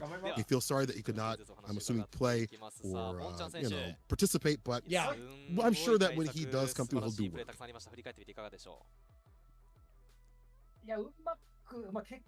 Oh, make his character perfect. It's not, he's not ready confident in his character yet. And just a reminder, Ryusei, he is playing, I forget, but let me take a look here. JP. He's playing JP. No, he's playing DJ. He's playing DJ. Oh. I've seen both of them. Ryusei's playing DJ. Not perfect with either character. I mean, or I guess DJ. Yeah. さあ続きまして時戸選手。はい。このキャミーに絞ったというこの一戦自分のプレー。So yeah, Bonchan also kind of harping in on his win earlier. He said we were lucky in winning the match. I feel like there's got to be like some sort of tone when he talks about the luck factor, quote unquote. I think, man, they were pretty dominant today. I'm not gonna lie to you, man. I think Bonchan. There was one instance where he got lucky, but I think for everybody else, like Sakonoko and Tokido, I think it's definitely more than luck. Yeah. That was I even with Bonchan, it really felt like luck, you know, being able to have answers against the teleport, you know, that's like you making your own luck. I feel like you knew what to do against that character. Tokido definitely did not make his own luck. That was a well thought out game plan with the jabs. Tokido said he was well interested, or he was interested in how the Kami was going to attack from above or whatever. I hope they ask him about the jab situation, bro. Like, I need to know more about that game plan. Because it was insane. I don't think they will, because they've already moved on to Sakonoko, unfortunately. But I mean, like, there's a lot in consideration for the jabs within certain ranges. It makes a lot of sense if you think about it, because it stops the. I think it's such an effective tool against the dive kick strategy from that close. I think that's what Akira has been practicing. He's been practicing a lot of dive kicks from like medium ranges to get these punish counters. But if Tokido's spamming stand jab, you have to play the ground game, right? And if you're trying to like create some space in avoidance of the jabs to try to counter poke it or something, then Tokido would kind of just like walk forward with you, or like walk forward towards you as you're trying to like create that gap. So I kind of want to try that myself in the lab. I want to see like how far stand jab could actually interrupt a dive kick incoming. Or at least even spin, like, you know, spin knuckle. Also stopping that option from coming through too as well. Either way, putting up a wall. Sako had said that they were lucky to get 80 points for the first 2 weeks. It'll be much more difficult to win from now on. But I think with that sort of energy and that sort of gameplay that we've seen today, they're in prime position to be in the. I mean, they are in the top spot, but to keep that top spot, they're in prime position for that. So, wow. I'm baffled. That's some really good play from FFV Gaming today. that pretty much rounds out our matches for today, if I'm not mistaken. We just saw the conclusion of FAV Gaming versus Nagoya Oja Body Star with the most important tech. Again, don't be afraid to stand jab your way to Masters. But yeah, FAV Gaming again with 2 wins in a row. To kind of remind you guys, we will be going through the schedule and the matches of who's going to be playing week after week. We are getting like the final thoughts of the commentators from Yamato on the left and then Hameko on the right. But there's a lot, man. There's a lot to really consider. I think one of the biggest matches that we've had today, in my opinion, has to be like the Kazunoko versus Machibo one, right? I think that's easily like one of my personal favorites going into this week. I mean, my personal favorite is going to be Tokido, obviously.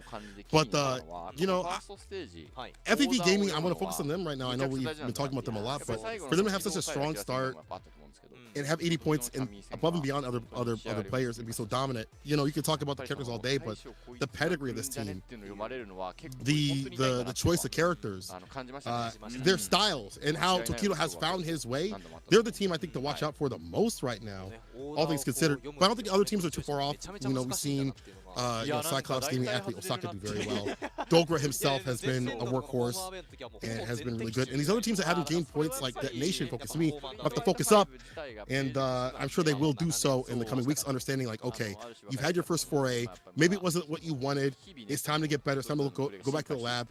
And things are a lot harder considering that you put up things as a blank pick. You don't get to say, I'm in the home away. I wouldn't say it's more random, but your strategy has to be way different than what it was in the previous seasons, or until we get to the second part of the season, at least. Yeah. This is a lot to really consider, man. This is the first time I feel like a lot of these players have gone head-to-head against one of the top-end calibers of, like, Japanese Street Fighter, right? I think there's others who have had that advantage already with, like, Red Bull Kumite, other exhibitions online as well. Other players are barely getting acclimated to the way the league works and going in for, like, blind picks in a team tournament, etc. But the format's still the same as we would in, like, any sort of tournament, right? 2 out of 3. And then 3 out of 5 for the anchor match. There's just a lot to really consider. I think you're starting to see how the meta's kind of fleshed out for some of these players. And some have already been prepared for it. Others need just a little bit more information to digest. So that's what it looks like. I'm not gonna say anybody here looked under prepared significantly, but there were some moments where I did believe it. I mean, it just happens. I feel like we're in this brand new era of this game. It's only been a month, a little bit over that. Exactly. So like, it's going to happen where people take a little bit more time to get going. Even like the champions out here, we've seen, you know, lament that they are not at their level or where they want to be at just yet. And the stress of Street Fighter League makes it difficult, makes it hard. I'm gonna go back in this action right here, into the stats, I should say. I want to see the anti-airs. Okay, so 2 out of 6. So a lot of anti-airs from the side of Tokido. So those jabs, maybe even the idea of the jabs were stopping Akira from going to the skies continuously. I'm not sure when the anti-airs came. I think he DP'd like 1 dive kick. But even just the idea of those jabs were like enough to be like, I can't utilize that tactic. I can't go to where I'm comfortable as Cammy. No hooligans, no dive kicks, no jump-ins. Yeah, I agree. I agree. I think it did a lot more of dive kick prevention or more than a dive kick counter, if that makes sense, right? Like if you're stopping somebody from even taking off airborne, that's pretty significant. Then you get to kind of like move in on what wherever they land. So pretty important tool in my opinion, just kind of get those jabs out there. But 2 out of 7 in terms of throws tech, and then 3 out of 9 from both ends. You can see, I mean, obviously these characters get a lot of throws. Also, one last thing, good defense on the side of Tokido. We saw him block it out, then go for the backdash against the throw bait, you know, rotating that, kept him outside the corner, and keeps FAV Gaming with 40 points. 0. Oja's body start going with 0. You do not want to go with 0 points. So it doesn't matter if it's your first jump in or your last one, because remember, the bottom 3 teams will be knocked off in the second half of the season. We'll only have 6 teams remaining at the very end of things. It's be bombers all the way through. Yeah, so that pretty much concludes everything we've had for this week, man. I highly encourage you guys to check out all the VODs. Watch the replays. As you can see, this is how it went down. We have 2 40-point ball games starting all the way at the top. Shinobism Gaming taking down DetonatioN, FocusMe, a very, very convincing 40-0. GyoGun went off against Cyclops Gaming, or sorry, Athlete Gaming Osaka. They fell short 10-30. Then, of course, FAV Gaming took down Nagoya Ultra Body Star 40-0. This is the current spread. FAV Gaming all the way at the top, as expected. Shinobism Gaming, along with Cyclops, tied at 50 points apiece. Saishun Console, Kumamoto, they'll be playing next week. Same with Good 8 Squad, not too far away from each other. Then down below at 6th place, 10 points for the School of Fish. That's GyoGun. We got 3 teams that are going to be getting cut from the rest into second stage, but it's not going to be the end just yet. We still have plenty more weeks to play here in the first stage for these bottom 3 teams to find their points, right? So again, just the beginning of something so great. Again, it's going to be fully round robin. We have so many more games to go through, right? Yes, we do, and I can't wait to see what's going to happen. We see character switches, different picks, and different strategies from these players. We've already seen Tokido implement something different that I've never seen with Ken. I can't wait to see this meta evolve out here at Street Fighter League Japan. And even if we get to the point where people start feeling comfortable playing Rashid, that also may come into play. So all these DLC characters drop throughout this year. It's going to be a treat all the way through. You do not want to miss any of this action on this official restream. And this is what we're going to get in the next time that we meet. Good 8 Squad going up against GyoGun. Nagoya Ultra Body Star getting another chance to get some points against Hiroshima Team Itsuka. DetonatioN FocusMe getting some points too as well. Or hopefully, Saishun Console, Kumamoto. Oh, it's going to be fire. Oh, these are going to be godlike matches. That's right. You can be tuned into all of the scheduling over at Capcom_esports or at _St. Cola, as well as at Vicious FGC. We'll be letting you guys know what the schedule is going to be like for the English broadcast side of things as well. We do appreciate all of you guys coming through for hanging out with the chat, giving us the intel on some of the players, letting me know KB was Bonbon was absolutely mind-blowing. So I love you, chat. I love you guys for that. Thank you so much. But again, real talk, we appreciate all of you guys coming in to tune in to every single episode thus far. We have so much more to go through, man. All of these teams completely stacked. Bro, all I'm saying, I can't still tell who's going to take the victory. FAV Gaming in a prominent start, but that could all change. We don't know. You know, things could flip on a switch. Hiroshima Team Itsuka still get them to get some points. I know they were the bottom team for the last couple of seasons, so they have something that they have to prove, you know, out here. But all these teams, so they have to prove, get that victory again. You want to be the final team for Street Fighter League Japan, so you can represent the country when we go over to the World Championships. And this is the schedule you're going to see for the next couple of days. A lot of regulation play. Make sure y'all keep it locked and loaded. Don't miss a single set. If you do, you have the VODs, of course, to go back through and study and look at. I actually want to go back to that Tokido set. There's stuff I want to steal too as well. The jab is the way to play, I guess. That is the game plan is light punch. That's right. That's right. Again, July 18th is when you could expect day number 3 for the first stage. You don't want to miss it. We see those 6 teams duking it out against each other. I think the next time we'll see you after that will be after EVO, if I'm not mistaken. Yeah, the 11th there, yeah. And then the 15th and then the 18th after that. So we'll take a little bit of break. You'll see some less than team play, more 1v1 going down at EVO. We'll get back to the Street Fighter League sort of style after that. That's going to be exciting again. EVO coming up only a few weeks. Oh, that's going to be super hot. I can't wait to see all these Japanese players finally able to travel. And we're going to be able to pick up these costumes right here. I still have not unlocked the classic costumes. I think that's also my goal this week, is to finally unlock some nostalgia costumes, bro. It takes forever. You got to get all that money up and start gifting the things. Like, you know, to get this costume, you got to give her like 20 or 30 cats or something like that. She's going to become a cat lady times 10 out here. That's crazy. I thought she was already a cat lady. I have 0 costumes and 0 colors. I've done nothing but stay in training mode, dude. I can't play a dating sim in my fighting game right now, man. I gotta stay tuned to the streets. I can't be playing the dating sim, but it's great, dude. It really is great. I love it. Such a great inclusion for the single player content. But overall, man, there's a lot to look forward to. I mean, outside of Street Fighter League, at the end of this month, if I'm not mistaken, San Diego Comic-Con is going to be happening. We're going to see the debut of Rashid, fully playable, by the way, and I know for sure there's going to be something big going down at San Diego Comic-Con, because there's going to be a tournament for an inclusion into the last chance qualifier for Capcom Cup. So the winner of that will be included into the last chance qualifier in terms of being able to participate, not automatically included into the cup itself, but that's the details on that. So again, a lot to look forward to in the realm of Street Fighter 6. So much on the way. So much Street Fighter 6 play out here for Street Fighter League again. Thank everybody for tuning in. You know, keep it locked and load up these channels. And tell us your favorite moments. You know, retweet at us, you know, some of your favorite moments. Clip things, showcase what the things that you liked. You know, tell us what you liked too as well. Hell, tell us what you didn't like. You told us what you didn't like with Modern and Classic last week. We heard Quite a bit of that talk up in the chat, so keep it up. Keep it coming and flowing. Appreciate everybody for tuning in to Street Fighter League Japan 2023. We've seen some great action today. We'll see even more. Make sure you keep it locked up. Coming up on Tuesday or Monday, depending on where you're at. Come through correct, as we're going to see 6 teams go at it once again. And closer to that midway point. Brother, I can't wait. I can't wait till we get to that midway point where teams start getting cut. And we're just going to get through that eventually. In the meantime, y'all be safe out there. We appreciate you guys tuning in. We'll see you all for the next time of Street Fighter League Japan Season 6. Again, July 18th. Mark your calendars. We'll see you guys then. Take care. では次回のファーストステージ第3節でお会いいたしましょう。それまでさようなら。さようなら。